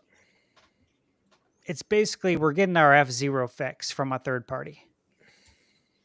That's how I have to look at it. All right, can I say something? Yeah. All right. This is no offense to anyone. Multiple people have said it to me today on Twitter. Several have said it during this podcast, and I just disagree. I don't like comparing Fast to F-Zero. I get it. Futuristic racer. When I've played the Fast games, there is that memory. I do kind of think about, man, what would a F-Zero game look like? But they feel so different. I just want to say my piece on that, but I still understand the comparison because at least visually, Sci-Fi Racer, there are some similarities, but there are differences between the different Sci-Fi Racers like Wipeout and such. They all feel pretty different. I feel like when people play F-Zero GX on GameCube and Zelda, they'll be like, oh, okay, I see how there's a lot of variance here. Anyways, that I said my piece. Totally. And I get you on that. And, it's also missing just all of the Nintendo charm that you get with F-Zero, the characters. There's a lot to it. Soundtrack as well. F-Zero soundtrack's badass. So, yeah. Bulging pecs and deltoids. Can't beat that, man. Yeah. I am getting Bravely Default. Not just because it's a, Switch 1 keycard game or Switch 2 keycard. I would like to play it. I have it on 3DS. I didn't get to finish it. And I'm actually looking forward to playing through it. I love Square's HD 2D remakes. I'm a huge fan of everything they've put out. So I'm excited for that one. And $40, dude, $40. It's pretty nice, right? For the launch, especially when you compare it to the price of some of the other games.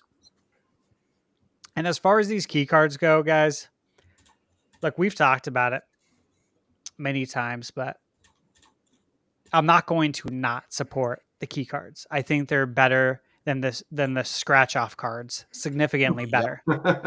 Right? At least you get something tangible, Yeah. that you just don't throw in the trash. It's the lesser of two, right? Like if we were given the option, if Nintendo said, hey guys, we can only do one of these. Here are the options. Do you want the little scratcher cards that look like you're buying long distance minutes back in the 90s? or do you want a red cartridge that comes in a box and everything looks the same? I would be like, yes, I would obviously much rather want that. So I'm down with that. 100% I'm getting Cyberpunk. I've been watching to see what's going on. Like, where is it? It's not showing up any of the listings. We know it's going to be there. It's just more or less I would really like to be able to add it to my running total Looks at good Best in the Buy. case too, by the way. I like how the physical version looks. Yeah, Yeah. it does. The colors Yeah. look really nice on it. I did see the European version. I saw the Peggy version pop up yesterday, the official one. So maybe it pops up tonight or maybe tomorrow. So we'll see. Either way, I still think I'm going to be able to probably hit my goal for Best Buy to get $100 back. Yakuza 0. I'm going to pick that up. It's $50. That's a good price for what it is, for the director's cut, for all the bonus stuff. I enjoy Yeah, I'm Yakuza. tempted. Yeah, it looked very good at the Switch 2 experience. We've heard that it's running, or that it can run in 4K 60 from the Sega rep. So obviously there's conflicting reports everywhere. Like what's it running at? Are they using DLSS? Are they not? This and that. Bottom line, and this is what is most important, is everything looked freaking great. And the HDR looks amazing. So again, I don't really care what kind of specs it is. Just looking at it and seeing it in action, Yakuza looked great. Street Fighter 6. I'm going to pick that up. I love that it's crossplay. I really do. Because even if a ton of people don't buy it, which I think they probably will, because if you look at Ultra Street Fighter 2's sales on Switch 1, I think we're going to have no problem seeing it sell well on Switch 2, especially with it coming with the DLC. But just the fact that we can, play against people on PlayStation and Xbox is awesome. I love when they do that. We're going to get Hogwarts Legacy. And yes, I do wish there was an upgrade. I really do. That would be nice. Obviously, I bought Hogwarts Legacy for Michaela. And you know what? I will say, we got our money's worth there. She put in a couple hundred hours on that game. A couple hundred. That's a lot. That's a lot for my lady. She don't put in that kind of hours on gaming. Pretty much was Hogwarts and Animal Crossing. That was it. So definitely going to get that. And then I'm going to go to a couple digital ones here. Deltarune. Anyone else picking that up? I am. I love Undertale. Mm-hmm. Love it. Undertale's actually a blind spot for me. I've never gotten a too. chance to play it, so Oh, that's I'm fun. sure I'd love it because I love that not a retro long game. stylized stuff. Yeah, it's not a long game, so you could finish it pretty quick. I would suggest it. You can usually get it on sale for a pretty good price too. That way, you could see if you like this style of game. But 100%, I'm getting that. I'm pretty hyped for that. That's a big get that I feel like not enough people are talking about. I've only played Undertale. Is Deltarune a prequel, a success? I think it's a successor. It's I think it's a side story, right? Is that what it is? Well, here's the thing. They've been releasing it in chapters, right? Which you guys know. I don't play games until the full thing's out. I don't do this chapter BS, right? Now, I don't know if it's getting more chapters, Andres. I don't know. Is it more than 4? I don't know. Yeah. But I'm willing to make the plunge because I feel like we have more chapters than we don't have. Maybe there's a chapter 5 and 6, maybe. I don't know. 7. There's going to be 7. There's going to be 7.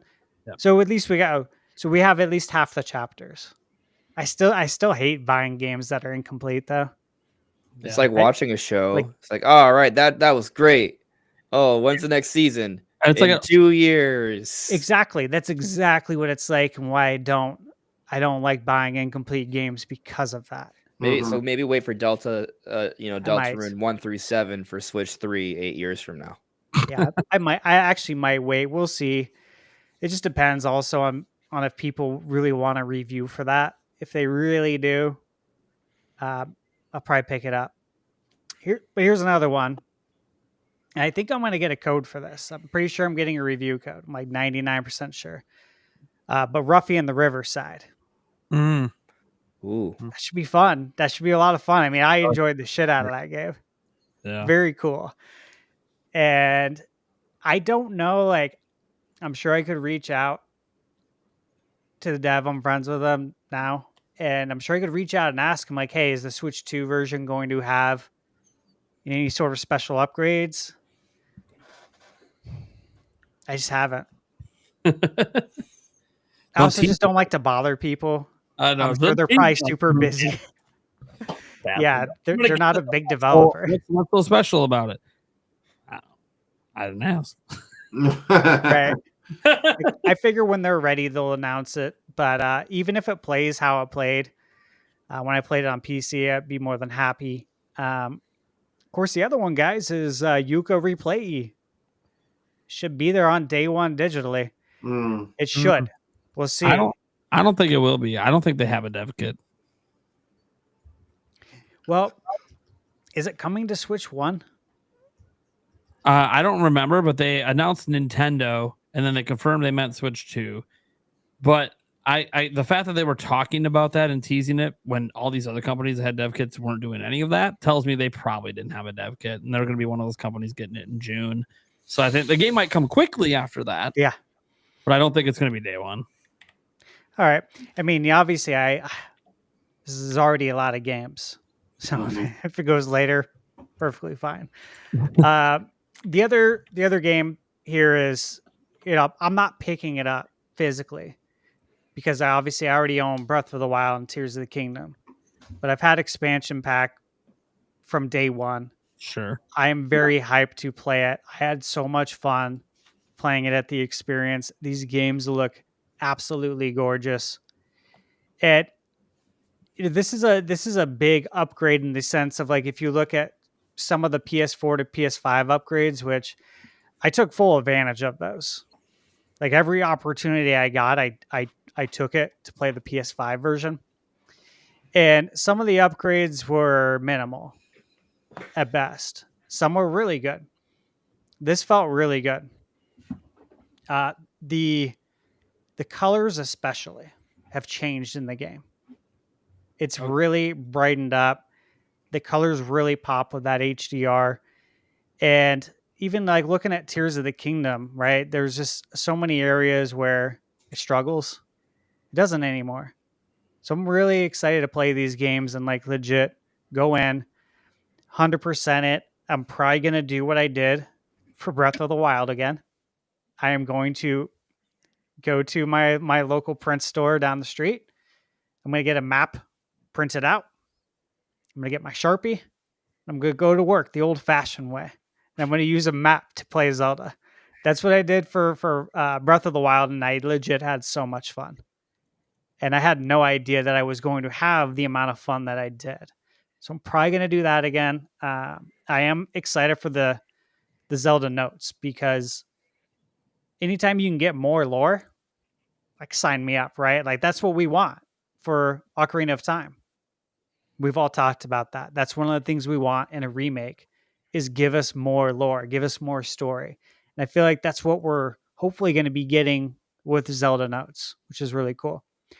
But those games are, again, they come at no additional charge for me. So that's the list right now, guys. I don't know. We don't know what's going to be at it. Like, look at today. Today, Sega announced, they initially said that Sonic X Shadow was going to be a launch window title. And then today, the news came out that, oh, actually, hey, it's going to be there on launch day. We got it ready. So I think we're going to see more things like that happen. It's just to what extent, right? You guys think we're going to get more games at launch?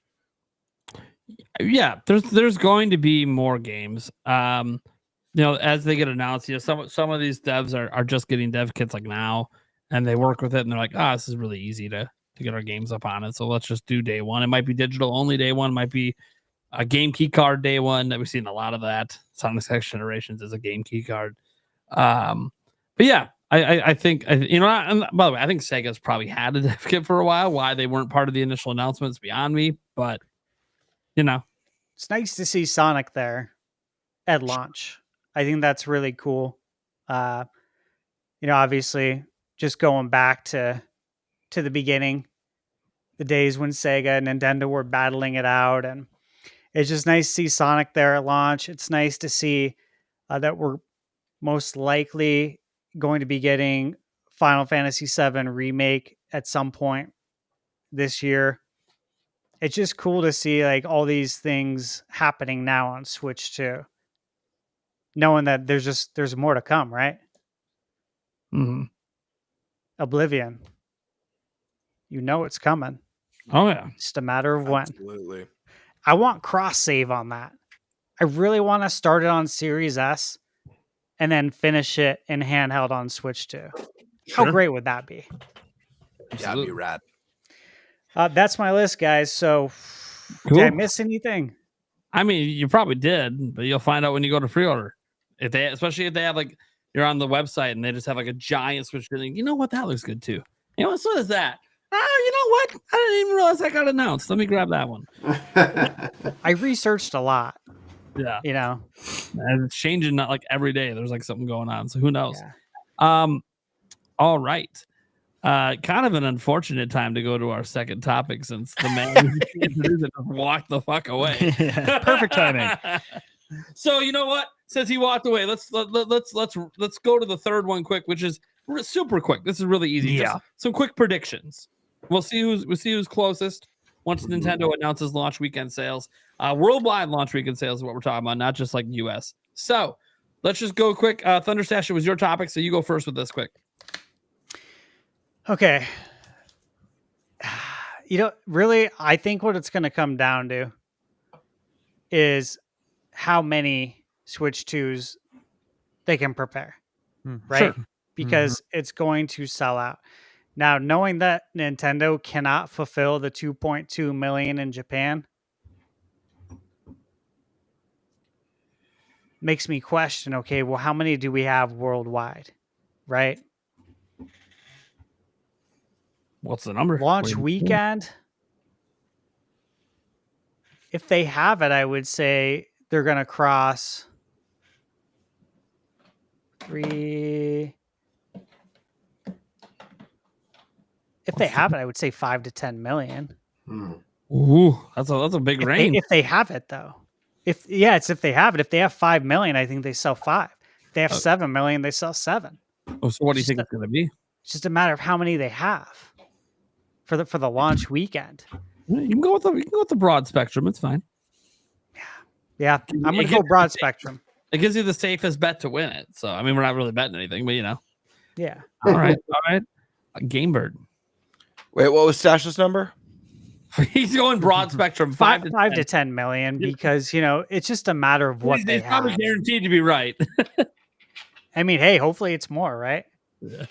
That would be almost impossible. The more they sell, the quicker third parties get their games over. Launch weekend worldwide. You know Just Nintendo's launch going to announce numbers.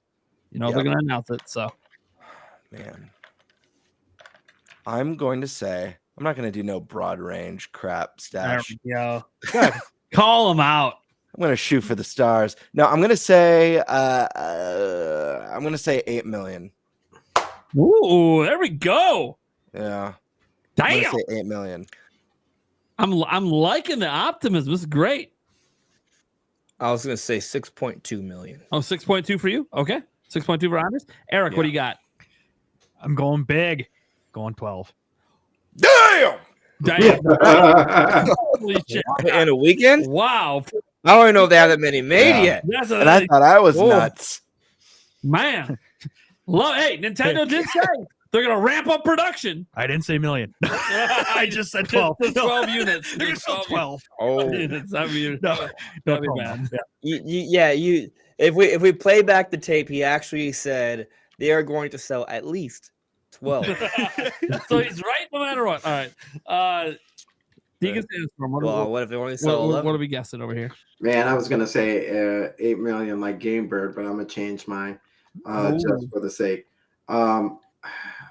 Mine is going to be a range, but it's going to be a smaller range than Thunder's. I'm going to say anywhere between 8.7 and 9. Okay. Well, that's a small range. In a weekend. I mean, listen, Not a listen, week. 2 listen, days. I'm saying Or maybe Friday, Saturday, Sunday. Well, Thursday, it's Friday, actually a Saturday, 4-day Sunday. week. Okay. It's a 4-day weekend. Yeah. Japan, if they're saying they're not, I'm being optimistic. If they said they got 2.5 and they can't fulfill the 2.5, and all the other big places have at least 2.5, we're talking America, we're talking England, France. But that's just the Nintendo store numbers that they can't fulfill. That's not including the ones that have already been shipped to retailers around the world. Right. Facts. Yeah. But I'm saying if 40 million units. if each of them has 2.5, you can easily get to that number of 8 to 9. I'm gonna go with 6.8 million, which by the way would be an all-time record even just for a launch month. The all-time record is like 4.18 for a launch month. And I'm thinking they're going to shatter that record in the opening weekend. So we're all kind of predicting they're probably going to destroy the record. Obviously, a lot of this, how much do they have? Well, I kind of figure, well, in the US, they probably got about 3 mil. In Japan, we know they don't have 2.2 for theirs, but there's also retail. I kind of figure they probably have about 2 mil in Japan. If they just kind of look at the Switch numbers, that seems about right. 3 for US, 2 for there. And then the rest of the world is sharing, another 2 million, maybe. You can say, well, Nate, that doesn't add up. It should be higher than what you said. Yeah, but I don't think it's going to be sold out in every region on launch weekend. We're already seeing some regions that have had pre-orders available since the second that still haven't sold out. And remember that it's really the US and Japan where the largest demand exists. There are obviously specific countries. We've heard things like France is doing record historic pre-order numbers, but they're not sold out. Mm-hmm. So I feel like the third-party element to Switch 2 in Europe might make for a big difference. Like the fact that they can have Cyberpunk and Hogwarts Legacy with mouse controls at decent visuals. Sure, but I think a lot of the third-party impact will come later. Like, look at the really popular games in Europe. Hogwarts Legacy is actually pretty popular over there, but like when the full version of FC launches this holiday, that's probably going to be huge. Like guys. The power of Mario Kart being the launch title too is going to be a big deal, and the fact that 70%, what it sounds like, at least we don't know for a fact, 70% roughly is of their inventory are these bundles. That's going to move the needle. This is where I get crazy. So that was just launch weekend. I do think the 10 to 12 mil in launch month is a possibility if they are ramping up like they said right now, because I look at the number one year they had for Switch was 28 million they made, right? And that was the first year of COVID. Obviously had some on store shelves, but they really maximized. They ramped up they got as many fucking Switches out the door as they could. I also think if they are thinking they can't meet demand now, and we haven't even got the holiday yet where demand's going to be even higher. I do think that they're trying to hit maximum ramping right now, which I do think is going to mean they're going to also massively reduce the amount of Switch 1s they're making by a significant margin. I think Switch 1s might start to become a little scarce soon because they're trying to get all the production lines maxing out Switch 2s. I don't know if they'll have 10 million made in the first month, but I do think they're trying to pump out a lot right now. Now that they see what the pre-order numbers are looking like, they see the demand. They're like, in our 2 biggest territories, we can't make enough fucking units. We got to go. It's fucking go time. We weren't sure. We were making what we thought was a lot, which by the way, 6 million or so would be fucking record breaking. So that already is a lot. Like Nintendo didn't lie. When Furukawa said, our way to combat scalpers is we're going to make so many of these available at day one. It's not working because he didn't make enough, but he didn't lie. They made more than anyone has ever had available day one. They've never had this amount available day one. It's insane. So, they did what they said, and it's still higher than what they expected. I just want to point out that if they sell 20 million Switch 2s worldwide this calendar year, that is an incredible, obscene success. It's never happened. Now, right. So, like 6 6 months. If we're right that they sell 6 to 12 million in the first weekend, they're crossing 20 mil for the year. We might be being a little bit too optimistic, but I just want to put things into perspective. If they hit 20 in 6 months, the record, they're on a record-breaking pace. Which, by the way, third parties will be very happy. Pokemon Company, who likes to bring things late to platform, will be extremely happy because instant audience is basically what Nintendo's creating with Switch 2 in 6 months. Would be insane. But again, this also means if the demand is as high as Nintendo's saying it is, it might be hard to get for a while. Like they might have constant restocks and it's just selling out right away. We'll see. Obviously, we don't know. And again, the European countries that aren't selling out on some of the pre-orders right now, I don't think it'll necessarily be as hard to get there.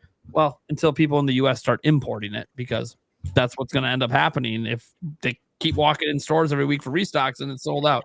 Now, again, this is obviously projecting that it continues to be appealing, but Mario Kart is a forever seller. They got Donkey Kong Bonanza in July. That's a huge push. And if you look at the trailer in the US in particular, it's got almost 3 million views in the US. It's very clearly a popular thing in the United States in particular. That's going to push sales. Legends ZA coming up, Metroid Prime 4 Beyond, and Luigi's Mansion 4. That's just what we know, guys. There could be a direct in June. We don't know about Luigi's Mansion 4. That's a joke, but maybe more than a joke. I'm just saying. Maybe. Emphasis on maybe. There's a fucking... Guys, there's going to be another fucking direct this summer. Mm-hmm. You guys June, baby. Late June. We're like, oh, maybe stock is come on. good again. Big announcement. And we're like, oh, fuck. There it goes again. That's selling out again. Showcase month. We got June 8th also, the Xbox game showcase. All the third-party showcases. Yeah. Oblivion remastered with mouse Shadow drop. That could be Shadow drop sometime in June. Like, yeah, it's going to be the third-party announcements are also going to help. So, like, I'm just saying, June, it's a crazy month. It's launch, third-party, probably at a direct. It's going to be insane. Mm-hmm. Gamebird. Let's get to this topic here before we have to start pushing on over to the the comments. Because again, pre-orders are up in an hour and 18 minutes. We gotta be done before then. So let's go. Holy hell. Oh my gosh. All right. Well, am I panicking? I'm panicking. Oh yeah, dude. My stress levels are at an all-time high today. I was telling the cast like a week ago when they announced that pre-orders were back live. I felt a sense of peace when everything got delayed indefinitely. And the moment they announced that pre-orders were back up, my anxiety instantly was back. But anyways, that's not important right now. What is important is that an Ocarina of Time remake possibly dropping for Zelda's 40th anniversary. And I want to throw this one right to Andres, because Andres, I know that this is a topic that you've been discussing for a long time on your channel. You've made some really fantastic content about an Ocarina of Time remake, and you've provided some interesting theories as to why you think this is happening. So let's start with you, man. What are your thoughts on this? What's your theory? All right, so I'm first going to make the mistake of tooting my horn a little bit. Firstly, I get things wrong. Let's just be clear. I get things wrong. Theory. Right, but there are a few things that I've kind of like really tried to drill into existence. Right, like Metroid Prime 4 Switch 2 edition. Right, 3D Donkey Kong being made by the Mario Odyssey team. So, like, I feel pretty good about the long-running theories that seem to continually gain more and more evidence, right? The reason there are multiple videos is because more evidence continues to present themselves, Can I mention one thing? And so, all right, I just want to say real quick, too, before I was even on this podcast, when I was a guest, Andres, you and I talked about Ocarina of Time remake on the podcast. This was a long time ago. And we were both... in agreement and in belief for a variety of reasons, and you've continued to push this forward and continue to bring up new points. And I watch, of course, all of your videos. I think they're great, but I just want to say that we have been on that same page for a long time. So believe it, man. All right, that's it. I just wanted to say that. Yeah. Well, you know what's funny though is that like I kind of feel like over time more and more people have been like, all right. Yeah, this is happening. Like I've noticed like other like Zelda content creators or even bigger like venues. I'm not saying they got it from me. I'm just saying that I've been talking about it for a few years, and over time, more and more people have seemed to kind of buy into the idea as more and more evidence has presented itself. And that's totally fine, right? So, all right, the basic premise behind the theory, right? And by the way, there is a rumor that goes way back, coming from Game Over Jesse about an Ocarina of Time HD. I've been trying to get him on the podcast. He actually wanted to come on my podcast. He had said some very interesting things, like in the live chat one day, that kind of seemed to add more validity to it. Welcome. Like, if you go back to the original stuff, we're not sure. I've been trying to get him on for 3 years. I know. The thing is, he actually came to me. He's like, "Yo, He came to me. let me come on." And- right. Like I mean, but five he's got his to own. He's got his own stuff going on, right? sure. But the Love thing you, is, I just feel like he has some real golden nuggets on this, and I look forward to the day that we can really hash it out, because I think there's some really interesting nuggets he has on this. So you could argue, if you go back like mid Switch generation, he's the originator to the Ocarina of Time HD rumor, right? But we don't need rumors for this though, right? Like it goes beyond that. So, but the basic premise behind the theory is this: there is always some sort of major 3D Zelda offering for a new console, right? And if you want to bring in the Zelda fan base early on, you want to bring in something. New 3D Zelda is not on the table. Why is it not on the table? Tears of the Kingdom came out in 2023. So they can't do that. And no, Breath and Tears Switch 2 Edition do not count. That is not going to bring over the Zelda fan base, right?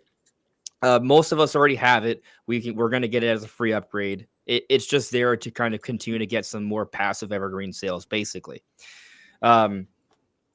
And so there's a belief that Nintendo needs to do something major Zelda. Can't be a new game. So what do you do instead? You could argue maybe 2D Zelda, but we just got Echoes of Wisdom. And oh, by the way, if you look on Nintendo's support page, like that, both Echoes of Wisdom and Link's Awakening are going to get free updates. So they're not pushing another 2D Zelda anytime soon, most likely. What is it? Just got to mention Age of Imprisonment. Mm-hmm.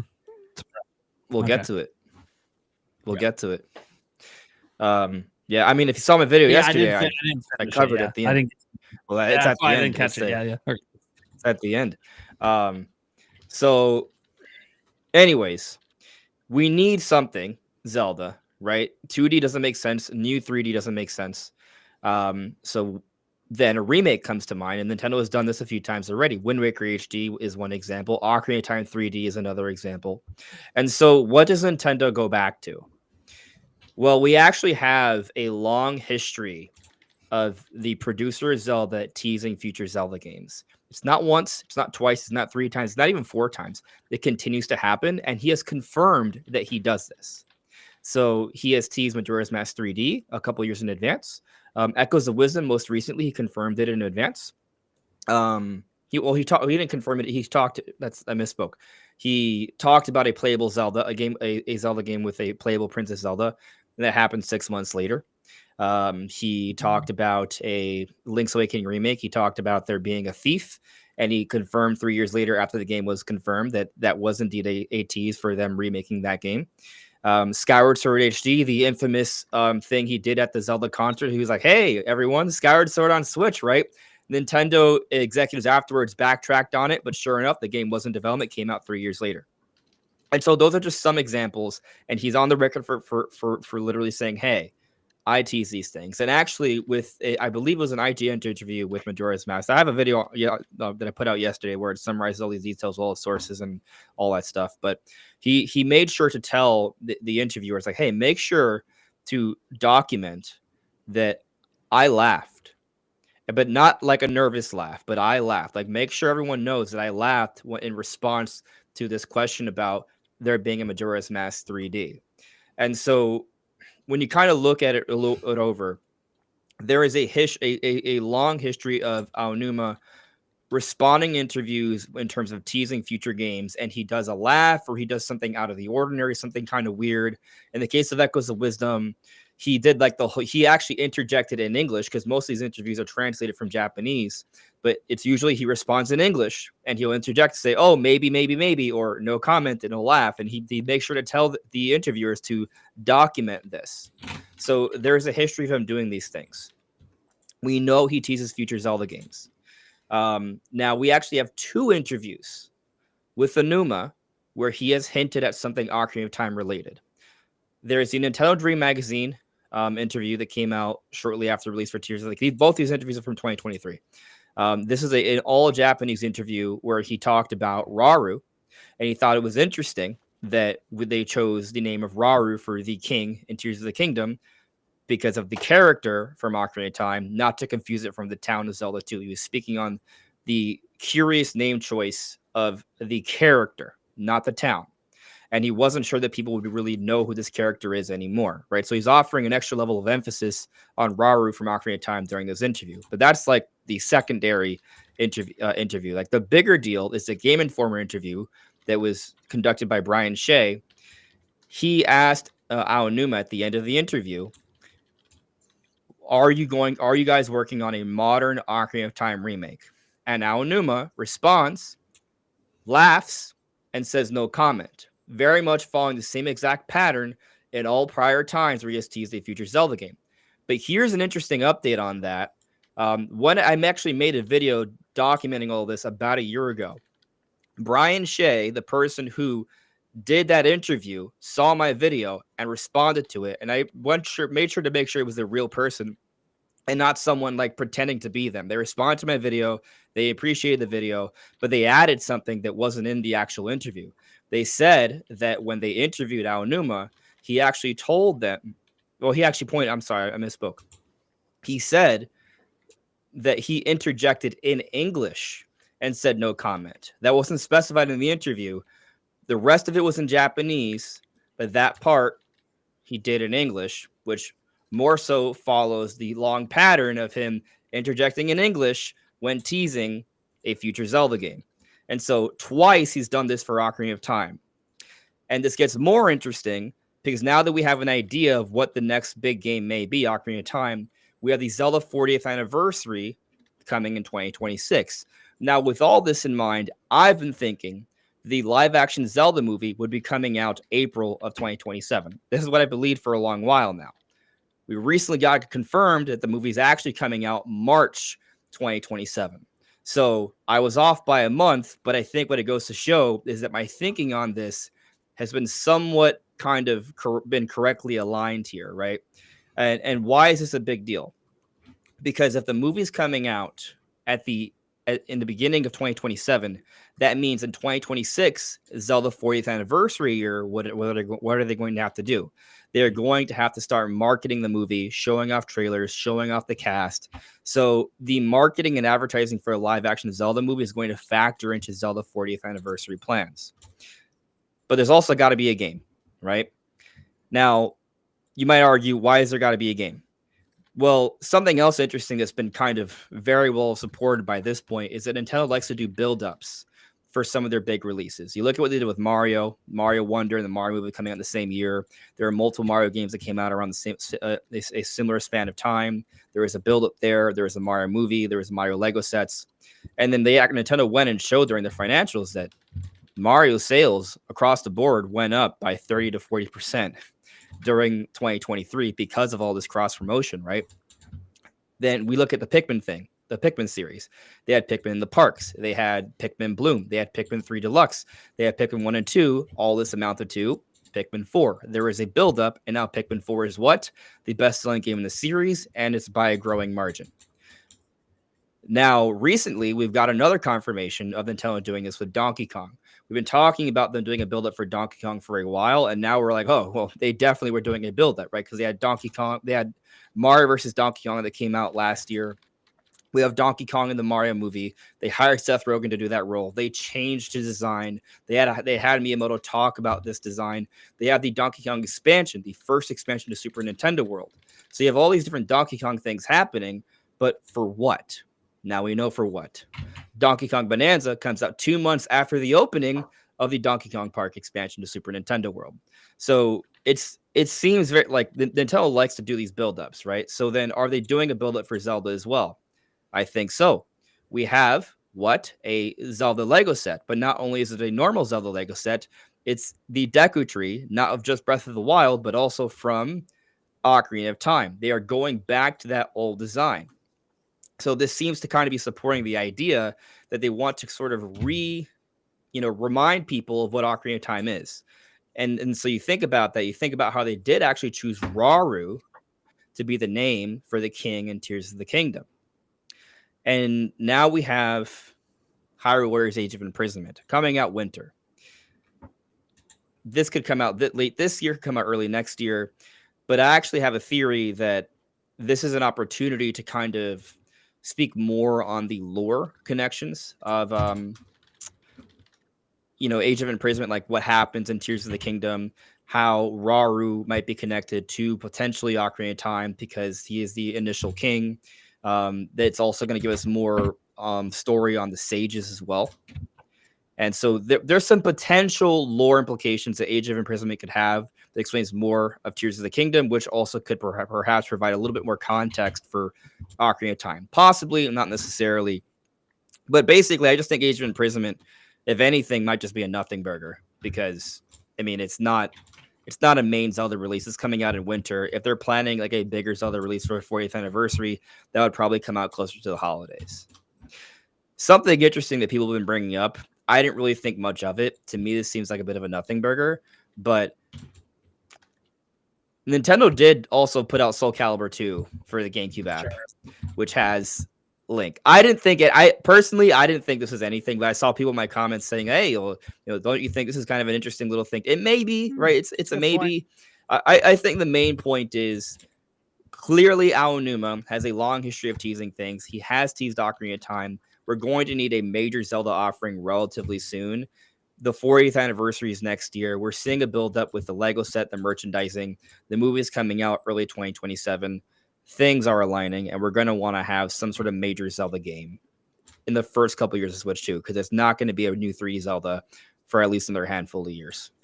Yeah. So obviously, I've been subscribing to this just like you have. We've had many talks years ago behind the scenes about all this stuff when we were originally trying to figure this whole thing out and digging into like, hey, did he really tease Link's Awakening? Yeah, he did. Here's the interview. And so that was fun. So Andres and I have been talking about this for years.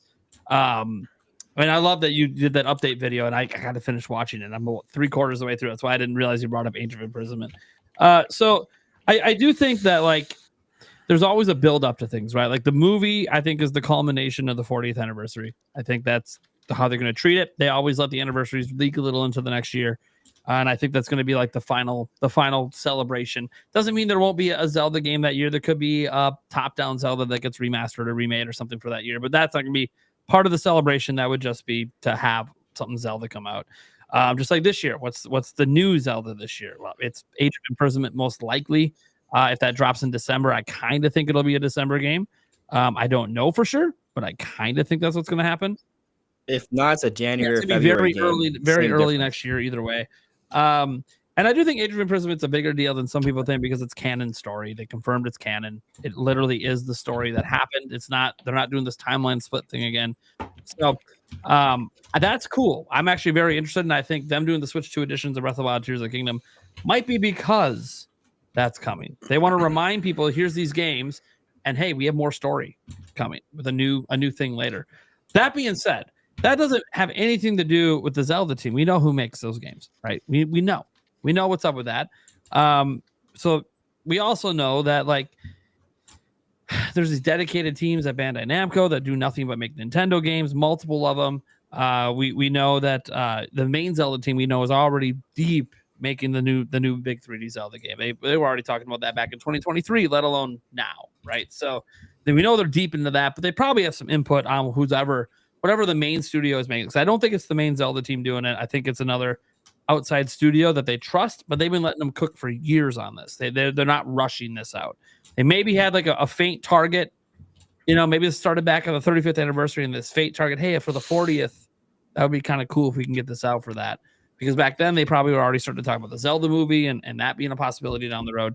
Because they plan these things out in advance. They don't just willy-nilly decide one day, hey, let's drop a remake next year. Like, no, you're remaking. That takes years. That's years of work to do a remake. I mean, it couldn't even be done, and they're just sitting. Yeah, that could be too. It might have been originally a Switch 1, and then they're like, let's Switch 2's coming. Let's up it for Switch 2. And if it looks anything like primary mastered levels of like fidelity, but just upscaled to 4K, that'll look incredible. Maybe got reworked entirely. Who knows? Wait, it's not here. It hasn't been announced. But I do think there's a lot of weight to this theory. I've always thought there's a lot of weight to it. I mean, the biggest stuff is Aonuma's teasing. Like, he doesn't do that unless something's happening. And every time he's done it, the thing you think is happening is what happens.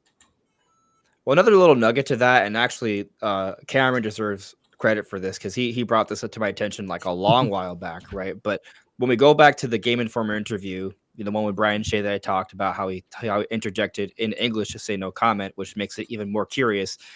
It's not just like some people say, oh, no comment doesn't mean anything. Well, one, it's him not denying it, right? And that's important to keep in mind because, as Karen pointed out to me in the past, during that same time, Aonuma had another interview where he was asked about a Zelda Dungeon Maker, and he denied that. He said that's not likely. So Aonuma doesn't just say no comment to everything, right? If something's not really in the works or if there's something's not happening anytime soon, he makes sure to quell those expectations, right? And this is actually even more interesting now because when Cameron and I talked about this is before we had the Ask Developer Series 4 Echoes of Wisdom. A long time ago. Yeah. Because we learned that Echoes of Wisdom initially started off as a dungeon maker.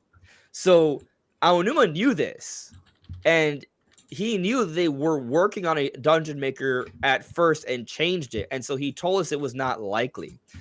Point being, Aonuma wouldn't just say no comment. Like, he would make sure to strike that down. He struck down the Zelda Dungeon Maker. They're not doing it. But he was asked that's the thing. This wasn't fucking around. He was asked directly about an Ocarina of Time modern remake, not some remaster bullshit with some updated textures. No, like not Ocarina of Time 3D upscale. There's a lot of big question, and he wouldn't comment, and he interjected it. Also, another thing, the Nintendo store in Universal now has Zelda. All the Zelda stuff, stained glass window stuff too. It's Mario, Donkey Kong, and Zelda. What does that suggest? Probably that their next expansion. The next expansion is going to be Zelda. We've known. Which also, by the way, we've seen them in the wearing the hard hats. Aonuma and Aonuma from the Zelda series producer. Like it seems that's probably the next expansion. So you have the Zelda expansion, 40th anniversary movie, hints at a game. Like it seems like it's all maybe connecting for late 2026, 2027 for all that's kind of mad. Yeah, and I don't think the Zelda expansion will be done next year, but I do think they might announce it next year. As like we're gonna have this come out 2028, maybe 2029, maybe around when the new 3D Zelda comes out. Who knows? An announcement would make sense. But especially if they're doing like if they do a 40th anniversary direct or something in February. Hey, you might as well throw that announcement in as well and show a few teas of your plans. Be kind of cool. What you guys got any other thoughts on that theory, guys? Because this is one I want it. Let's just start there. Fucking give it to me. Give it to me yesterday. All I can say is if they're gonna finally give us a Ocarina of Time remake or remaster or however it ends up showing up, I better see some love for some Majora's Mask. That's all I gotta say. That's the dream. I love that you brought that up, actually, because whenever we have these conversations, something that comes up is like, oh, this could be like Nintendo's like Final Fantasy VII remake. Yes and no. I personally think I think maybe a better comp might be like a Resident Evil 4 remake where it's more true to the game. But Final Fantasy VII remake is basically a trilogy series, right?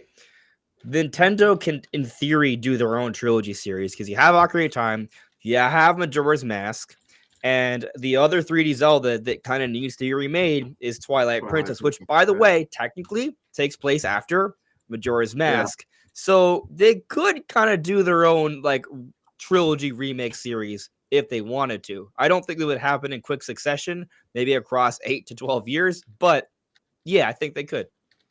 I feel that. Yeah, I would love that. That would be a dream.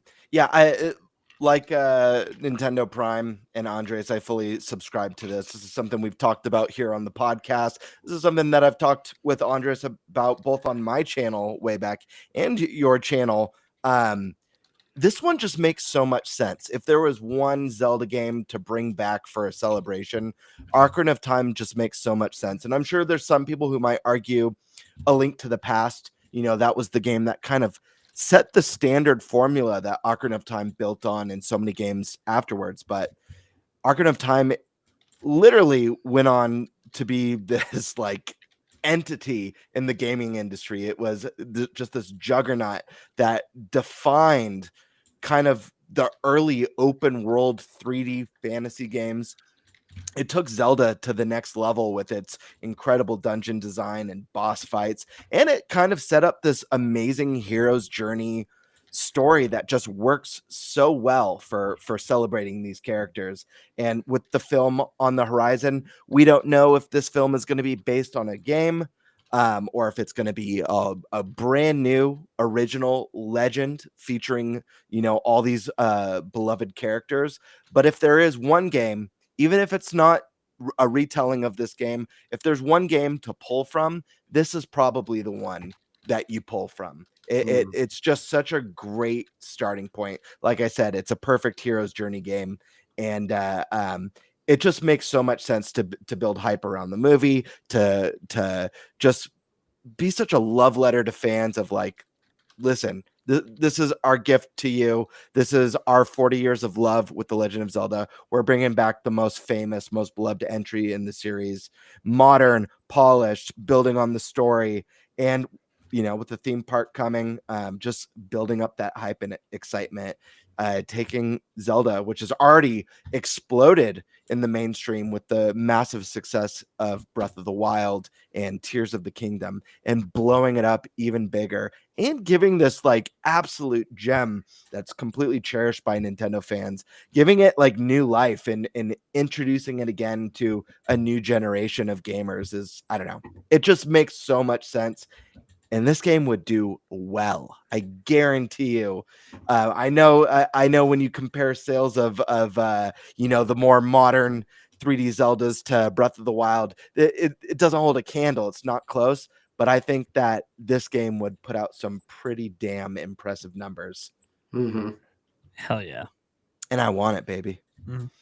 Oh, fuck yeah. We all want it. We all want it. All right. We'll let the conversation be there because we are crunched on time, guys. We want to be out of here probably in the next 20 to 30 minutes. So we have a bunch of super chats we got to get to. Now's the time if you want to get your super chat questions in, get them in. Because it's all about you guys, baby. It's all about the chat. It's all about this hype for pre-orders. It's all about whatever you want to talk about. Let's bring it up here. We have Dominic Brawler just saying, what up?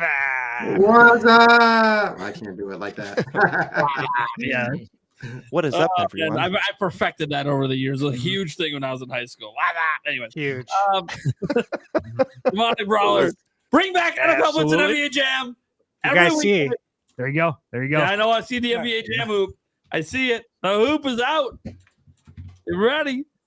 Love it. We're Stash, trying, I've been man. staring at that, and I've been staring at that time, wondering, did I miss that in every podcast before? Okay, Yeah, so like, where check this was out. I've had this hoop, okay, this NBA Jam hoop, for maybe 2 years, Sure. sitting in a box. And I told Michaela, I'm like, you know what? Like, we need to hang this hoop up somewhere in the backdrop because this is big now. Like, we got to start a movement. So every week we get that super chat to bring back NBA Jam and NFL Blitz, and I got to do more because Jam's my favorite game. I mean, I might as well wheel the arcade game behind me too. Like, I love Jam. So whatever we got to do to make this happen, NBA Jam is visible now for every single episode. There we go. Nice. Yeah. Love it. Yeah, if I had that hoop, I'd be putting my big garbage bin under it so I could start shooting everything. Just be shooting it all up in there. I gotta wipe it off at the end of the day. Whatever. Leftover food, who cares? Yeah, we go. Ooh, dude, there's a fucking half 6-inch sub here that I don't even want to put back in the wrap. I totally thought you were going to say I'd be putting my balls in it. That too. Well, I mean, that's a guarantee. That's Most people don't know you, but you can put your weed in it. yeah, that's when the camera's off. Okay. The camera's off. Don't ask questions you don't want the answer to. Right. Demata Brawler comes in and says, when do you all expect Metro Prime 4 and Legends EA to release? And will Nintendo do another first party Switch 2 exclusive for the holidays, like maybe a new 3D Mario, or is that safe for next year? Let's throw Andres. What are your thoughts on this? All right. When do I expect Prime 4 Legends EA to release? So Legends EA has a fall release window. I guess in theory it could come out as early as September, but considering Pokemon's history, November still seems like the strongest, most likely time, but there's some wiggle room there. But I'll say November for now until proven otherwise. Prime 4, you could argue could be an October release. I think the fact that we saw in the Treehouse, right? I think the game is not that far off. But I don't think it's so close that they gave us a release date. So I'm thinking September for Prime 4. But possibly it slips into October. However, I do think that you look at Nintendo's current lineup, and on my opinion, it's still a little light. Because I don't think like things like Super Mario Party Jamboree or Kirby plus Starcrossed World is really. I don't treat those as like full on new Switch 2 games, right? Even with Prime 4 and Legend ZA, I think there's significance, and I think maybe they might even go on to be the best selling versions. So Legend ZA is a toss up. Prime 4 probably will be better selling on Switch 2. But the fact of the matter is both those games are still available on Switch 1. So I do think Nintendo is going to need at least one more kind of like marquee big title that comes out during the holiday period that's a big Switch 2 exclusive. And so the question is, what might that be? 3D Mario, I know we all kind of want that. It's usually available early on, but because of Donkey Kong, I do think we're waiting a little bit longer. Now, my theory is that only part of the 3D Mario teams have been working on Bonanza, and they've been working on both Bonanza and 3D Mario for so many years because this team hasn't put out anything on Switch since Odyssey that we'll probably see both in quick succession. But I do think it still means that 3D Mario is not quite ready yet. Maybe it's teased this year. We see it sometime next year. That's what I'm thinking. Main point is I don't think 3D Mario is the big surprise Switch 2 title that comes out for this holiday. My theory is Luigi's Mansion 4. Because I think it fits extremely well. One, Luigi's Mansion 4 would be a fault to Luigi's Mansion 3, one of the best-selling games on Switch. So from a sales perspective, makes tons of sense. And from a variety perspective, it's very different from everything else Nintendo has coming out this year. That'll also be a fantastic showcase for the Switch 2. You consider that Luigi's Mansion is about aiming around with your Poltergust. And what's one of the key features of Switch 2? Mouse controls. So it would showcase from that perspective, not to mention Luigi's Mansion is known for its visual fidelity. So showcasing a new Luigi's Mansion made for Switch 2, 4K visuals, it's going to be a wonderful showcase for the console. But from a like development perspective, it also makes sense because Next Level Games is responsible for this series now, right? And they've actually had a pretty decent pattern of coming out with a game every 3 years. In 2013, it was Dark Moon. 2016, it was Federation Force. 2019, it was Luigi's Mansion 3.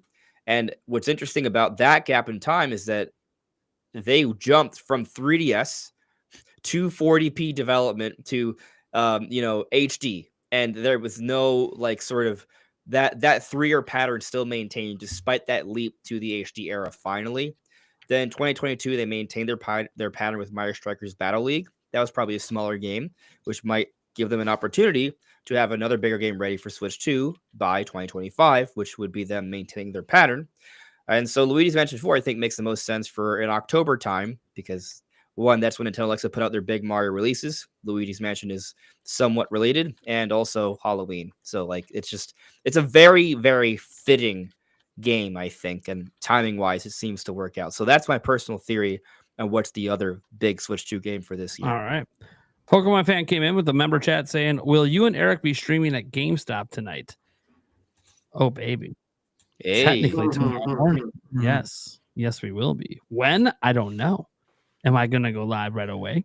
Am I going to wait and maybe try to get a couple hours? I don't know. Let's put it this way. As long as there's not 100 people standing in line, because if there is, and we're well into the hundreds behind, you can leave.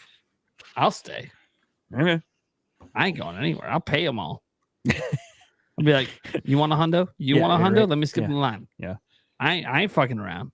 There ain't gonna be 100 people there anyways. I'd be surprised if we go out there and there's anyone there. I don't know. So at my I can guarantee you my city is smaller than yours. And my cousin called. You live in a city. Huh? You don't live in a city. It's a rural town in the middle of bumfuck nowhere, Wisconsin is where we're going. Okay, that's fair. Yeah. Okay, so my city may be a little bit bigger than yours, but the GameStop person said that they had already had 100 people calling in asking about Switch 2. So yeah. So the person told me the same thing. Like they have 50 and they had 100 people call in, but like people were just wondering like how many they were going to have. Only a few of them indicated that they were going to go camp out. So I'm not really worried about it. I think now if it was like 8 a.m. tomorrow, if we waited until then to go out there, then yeah, maybe there could be a problem. But because we're going out at midnight, I'm not actually that worried about it. An hour beforehand? Oh wait. You think you make a video tomorrow? What? Am I going to make a video tomorrow? Yeah, are you going to make a video tomorrow? When I get back. You're not going to sleep? I mean, I'll get a couple hours just sitting in line sleeping. I'm bringing a blanket. Bring a tent. I'm not bringing a tent now. Dude, it's the perfect weather. Cold out? So you would think it's cold. It's in the It's going to be in the 40s. For me, that's how I sleep every night. Yeah, that's how I sleep every night. I'm going to have two chairs. I'm going to be kicking back in one, my feet up on the other. I'm going to be covering in the blanket. I'm going to be hugging my backpack so no one jacks my shit. For a second, I thought you said you'd be hugging Eric. Nah, I don't need that kind of warmth. I might, I'm in shorts right now. I'll probably switch to sweatpants, but yeah, it'll be fine. And then whenever I finally feel like I had enough sleep, which by the way, guys, I only average like 4 hours of sleep a night anyways. I'll probably go live right after that. So we have everything. We're all set up, ready to go to do it. We got our wireless mics ready to go. We got power banks. We got external power for the laptop to keep it running. We're going to do a legit stream. We're not just doing it on the phone. So yo.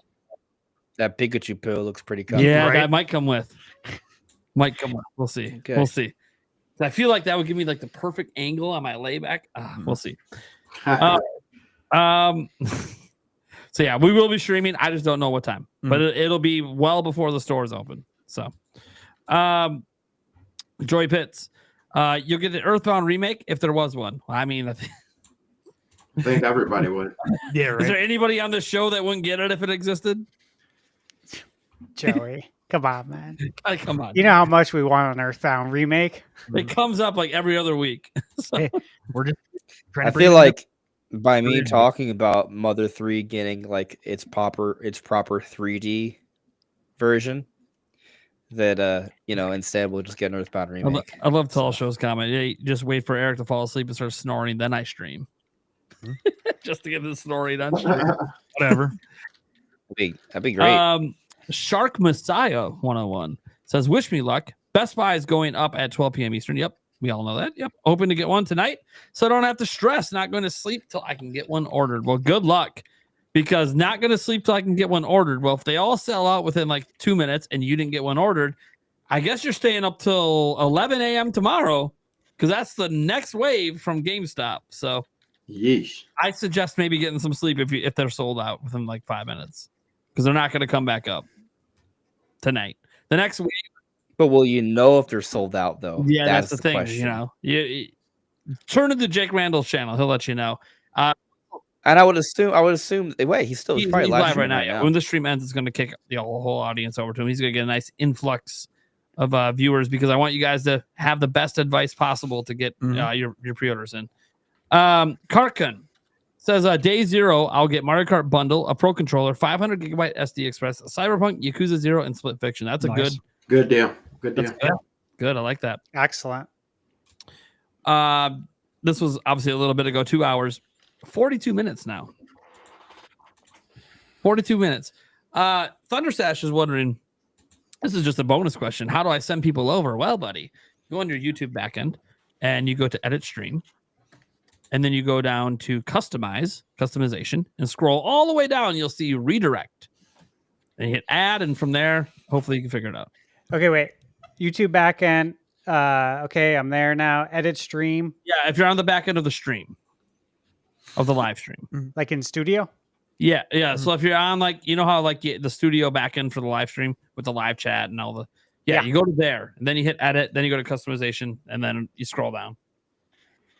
It should be customization. I see. Okay. Yeah. Then if you scroll down, you should see redirect. You should see redirect. Mm-hmm.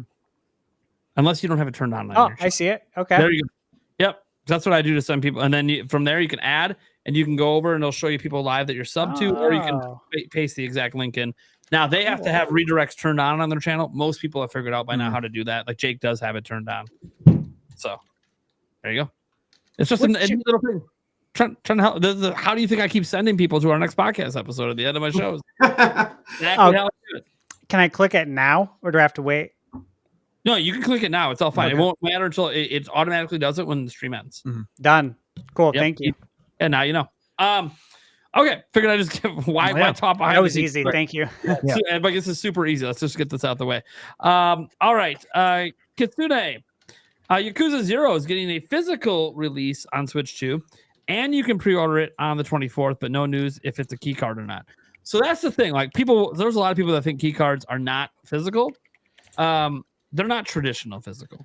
It's more like a digital that you can resell, but requires a physical card to play. But that's why you can resell it, because it's tied to the cartridge. But the first time you download and install it, you have to have one. It's a physical where you have to download. Yeah. Well, But the you can thing is, it resell it. really is not that different from. Yeah, It's not that different from like it's NBA. not that different. Yeah, it's not different Every from disc, a lot of eighth generation because stuff. all those games require an install. Yeah, they all were like, oh man, 8 gigabyte cartridge. Yeah, but it's a 60 gig game. You're downloading the game. It's pretty much like the same difference, except they just have no data on the cartridge. Why? To make it as cheap as possible. So it's going to be available to resell, guys. Like you can borrow it to your friends. I'm going to show all that on launch day because I'm going to have at least one of those on hand. And you know, I'll even show in a video or a news video, I'll show that, hey, you can resell it. Here is me, literally footage of me reselling this game back to GameStop or back to wherever I decide to sell it to. Because if selling it to a friend is one thing, but you just gave it to him. Like, okay. But how about let's go to a store? The stores will buy it, and I will prove that to you by going to the store and selling it literally like the day after I bought it, which is just stupid because you could. Anyways, I got something to bring up about this, about game sizes. I know it didn't fit into any topic, but there's been a lot of discussion about the larger file sizes. Obviously, with the size of Oblivion being 120 gigs, everyone's like, all right, well, that's definitely going to be on a key card if it comes to Switch 2. One thing I want to mention is today I found out the file size for Hogwarts Legacy on Switch 2. 14.8 gigs compared to the PS5 version that is 79.9. Yeah. So again, huge, massive difference. And that's a Switch 2 game being compared with PS5. If we went to like Switch 1, you could compare NBA 2K on PS5. My file size without a career mode is 100. It's 137 gigabytes. And on Switch 1, it's 53. Yeah, one thing to remember is a lot of these file sizes are from 4K assets. Yep. Which they're not doing on Switch 2. They're just using upscaling. Yeah. So it's like it's a huge file. Like you guys look at the Call of Duty is so massive. I'm like, it's probably gonna be like half the size. There's a shot it might fit on a 64 gigabyte physical cartridge on Switch 2. Yeah. There legit is a shot for that, actually. Not saying they will do it. They still might cheap out and go with the key card, but yeah, I think that 256 gigs will actually go a decent way. Decent, more than people are expecting. yeah. Okay. Demonic Brawler comes in and says Ocarina of Time Majora's Mask 3DS remasters Switch 2 editions. Please no. Just remakes. No, I don't want 3DS remasters. No. I'm good. Well, But first Twilight off, Switch Princess remake editions from are the only ground. for Switch For Yeah. Switch 1 games Yeah. so far. We haven't seen anything else. Yeah. Yes, it's I all don't think Switch 2 Switch editions. editions for anything else. By the way, I hope Nintendo remake.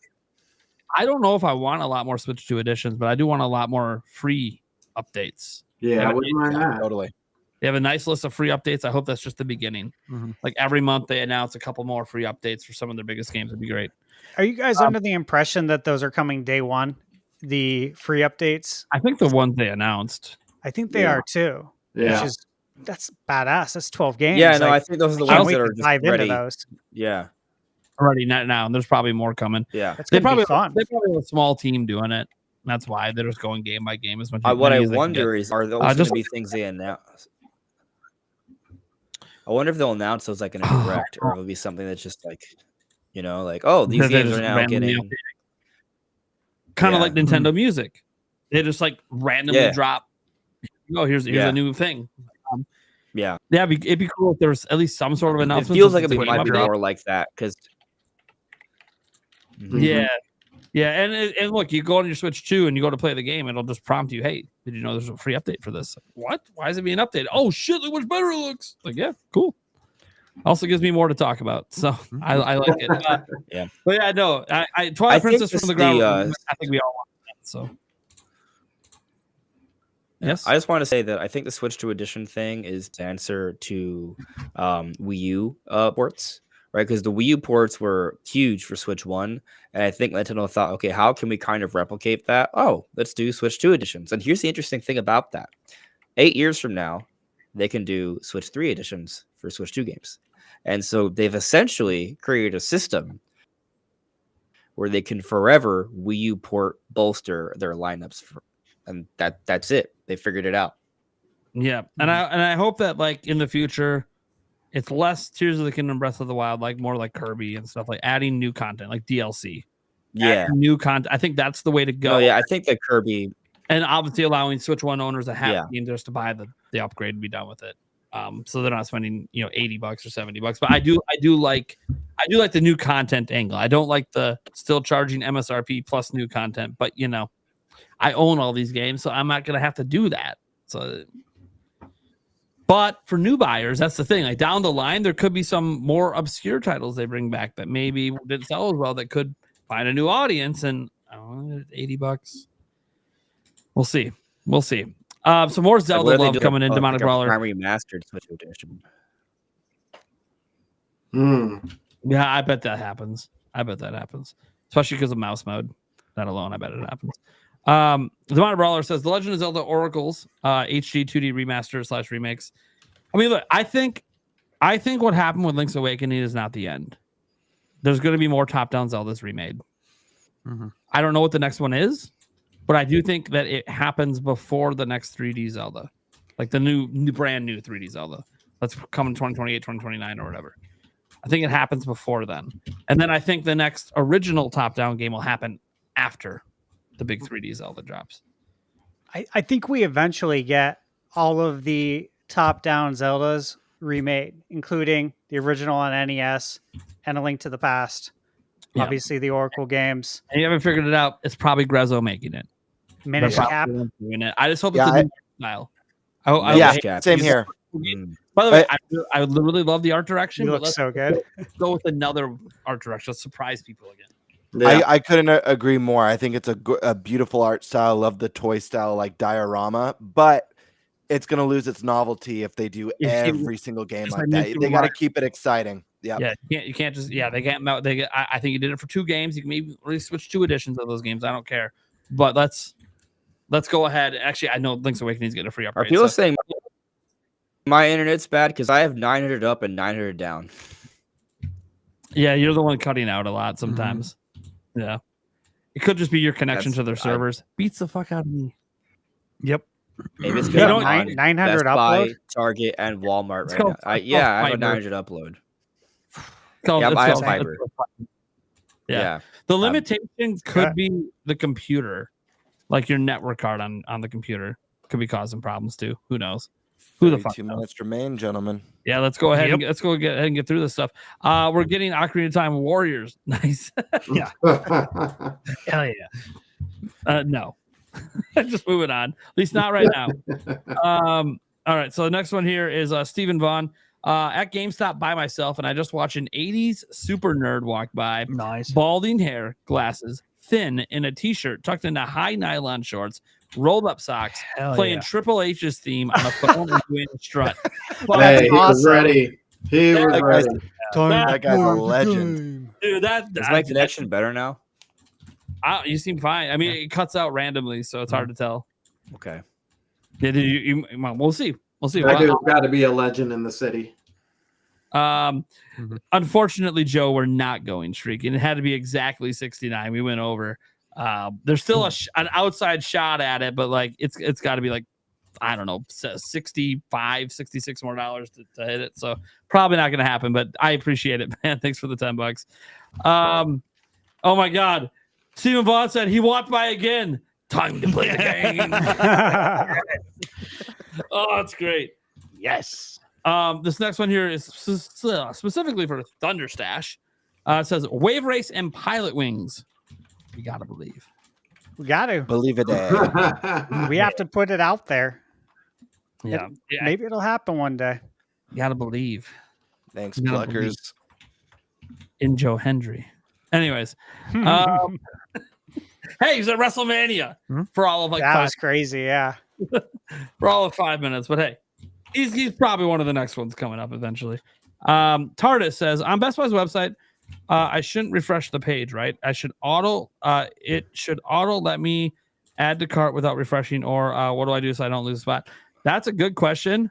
I think if I remember right, Jake said something about Once you're in the queue, it randomly gives you a number once you add it to your cart and are going there. It doesn't. You don't lose your spot in line. Your spot's not there when you're adding it to your cart. It's once you get it in your cart, then you're added to the line. But Jake will have all that. Yeah, information. just add. This is a better question for Jake. Yes, it is. I don't know. I thought I heard different on his video today where he said, "Hey, when you go to the Best Buy website, they have a queue system." They do. Well, but the way he suggested it, at least the way I understood it, was it's not when you add, here. It's not when you add to the cart. It's once you click add to cart, you'll be in line to try to get the item. We will then verify your account and check the availability. So that's different than what his video inventory. said today, because Best Buy must have changed. I don't know. That's what it says. Yeah, he said today, like, hey, Best people Buy. get frustrated because they're in the line and then they refresh and they actually are. Is there any sort of visual indicator that you're in the queue? Yeah, there is. So There is. I was there for like PS5 Pro stuff, most recently in this past November.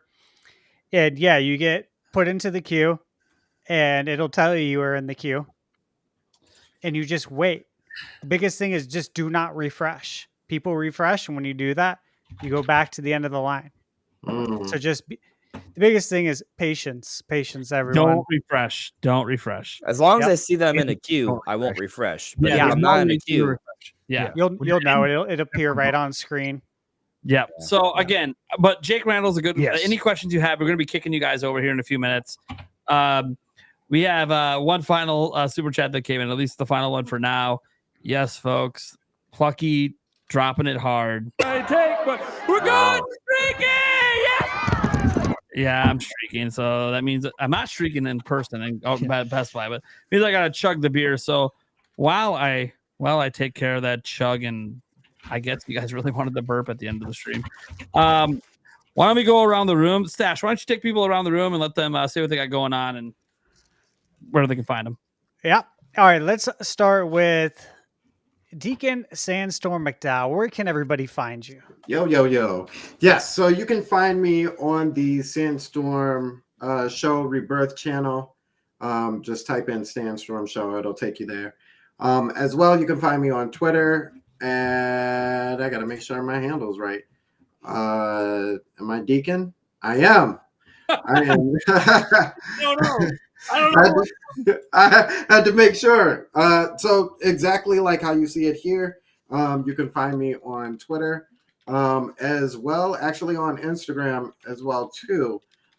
We are having a giveaway too. So for all you guys who are not as fortunate, we are going super hard to get another. Thank you, Joycey. I appreciate you. Thank you so much.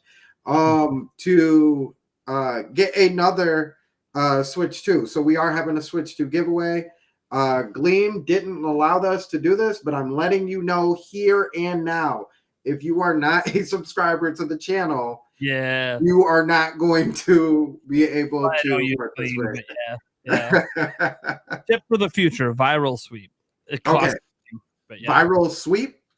Yep, viral sweep. Yep. Okay, appreciate that. They will confirm subs. What do people have to do to get the hat?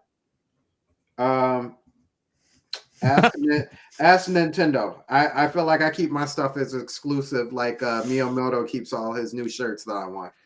Yeah, right. Well, we actually know where all those Where's shirts. that store? Yeah, That shop shops in Japan. There actually is a store that makes them. I thought you were going to say Really? Thunder. I thought you were say too. his They really talked about it in giant, an interview. Yeah, massive there's mansion of a closet. store. There's like it's like a little mom and pop shop in Japan that like makes all those shirts for them, and they do sell them in the store, but like a lot of people don't know about it. Dude, that's sweet. Yeah, like people don't think to do that when they go to Japan. I seriously thought you were going to say Thunder Stash. I thought it was too. Calm down, by the way. People wonder why I'm talking. Stash knows. Stash knows. Before we get to the next sign out, we had a couple more super chats coming quick.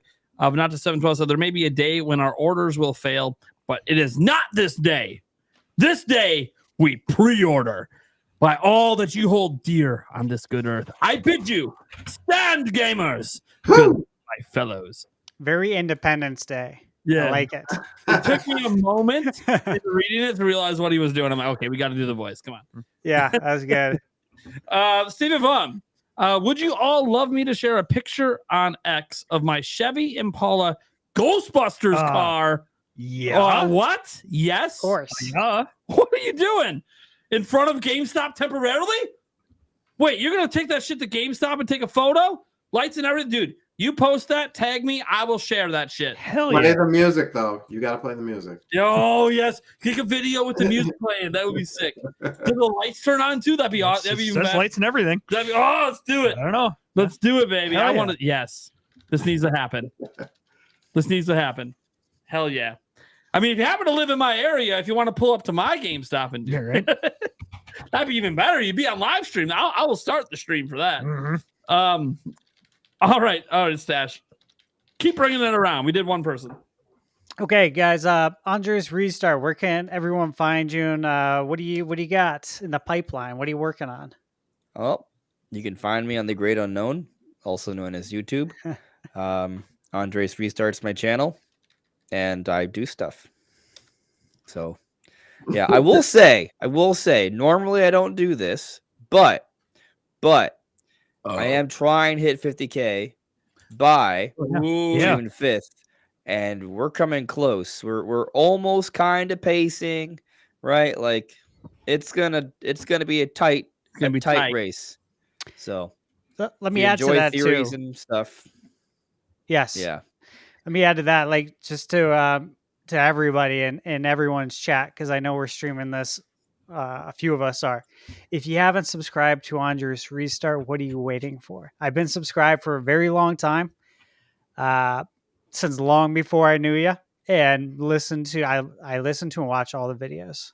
They're all very good. Oh, yeah. They're very well thought out. He puts a lot of research into it, and he has been shooting for that 50K, and I'd really like to see you hit it too.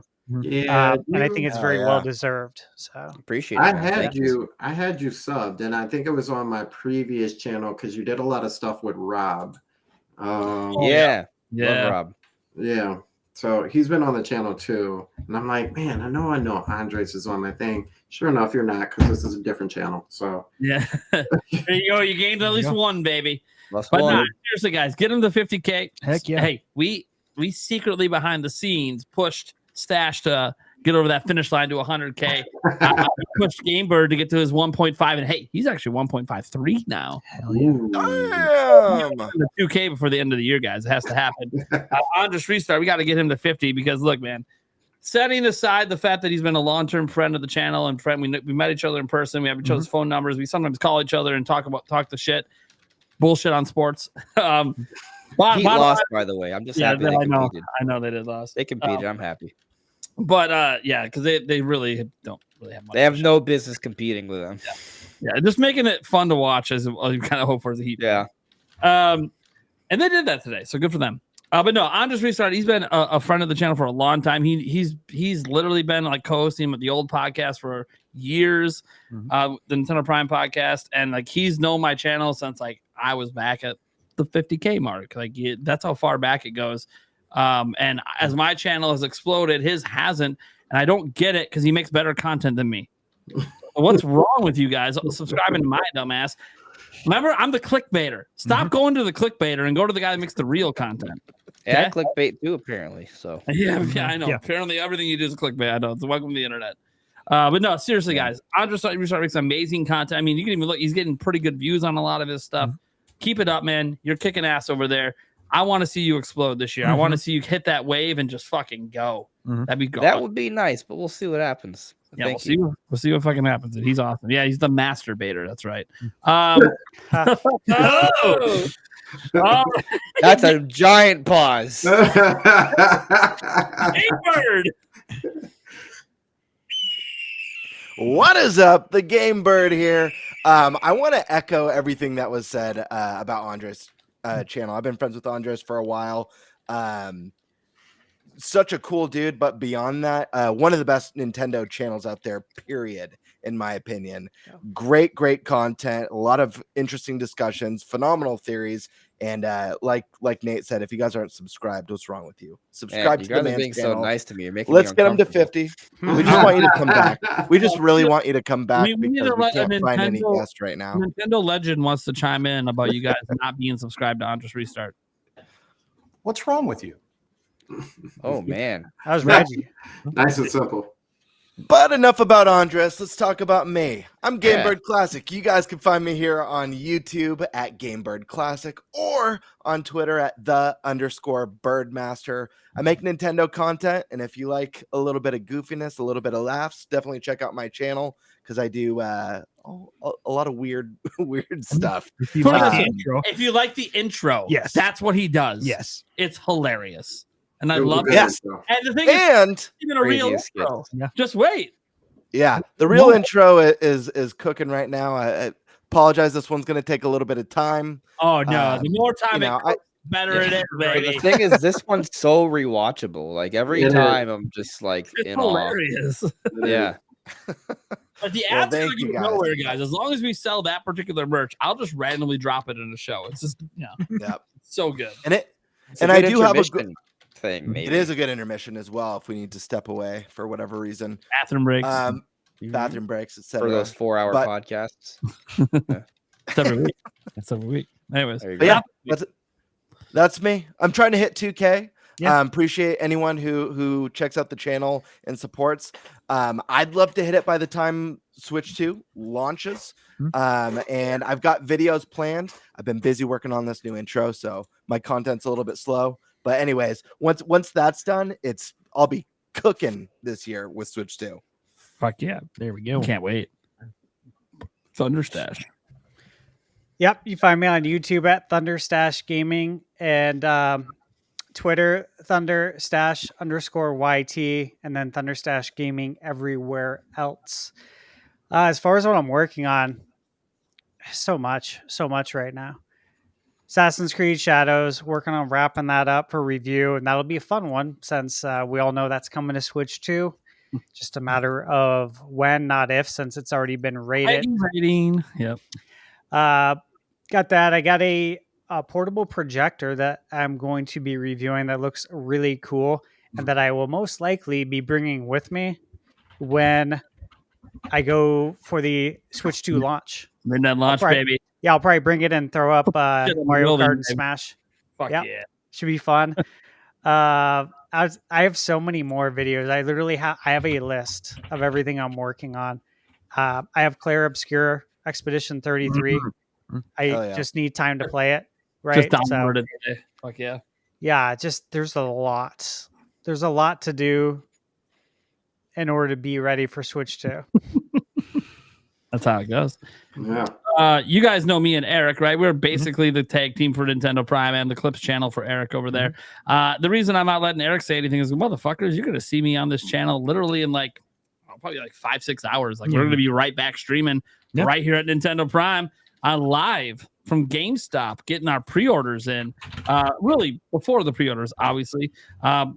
Yeah, we're going to have an actual semi-professional setup, not just from my phone, mostly because I don't have a second phone right now. But hey, it leads to a better quality stream for you guys. It's going to be first time running a stream off the new laptop, too, which is a good test for when we're out in PAX. We haven't done that yet. I moved all my stream layouts over. Should be good. Might be a few hiccups I got to fix early in the stream, but it's whatever. We're good. It wouldn't be a Nintendo Prime stream without some sort of tech difficulty. So, I mean, I'm going to try to sort it out before we go live. I don't fucking know. yeah, you're right. So only so much I can test. All right. Thank you guys so much for being here. That is the Nintenbyte Podcast, episode 16. And happy pre-orders, everyone. Good luck. Later. Good luck. Good luck.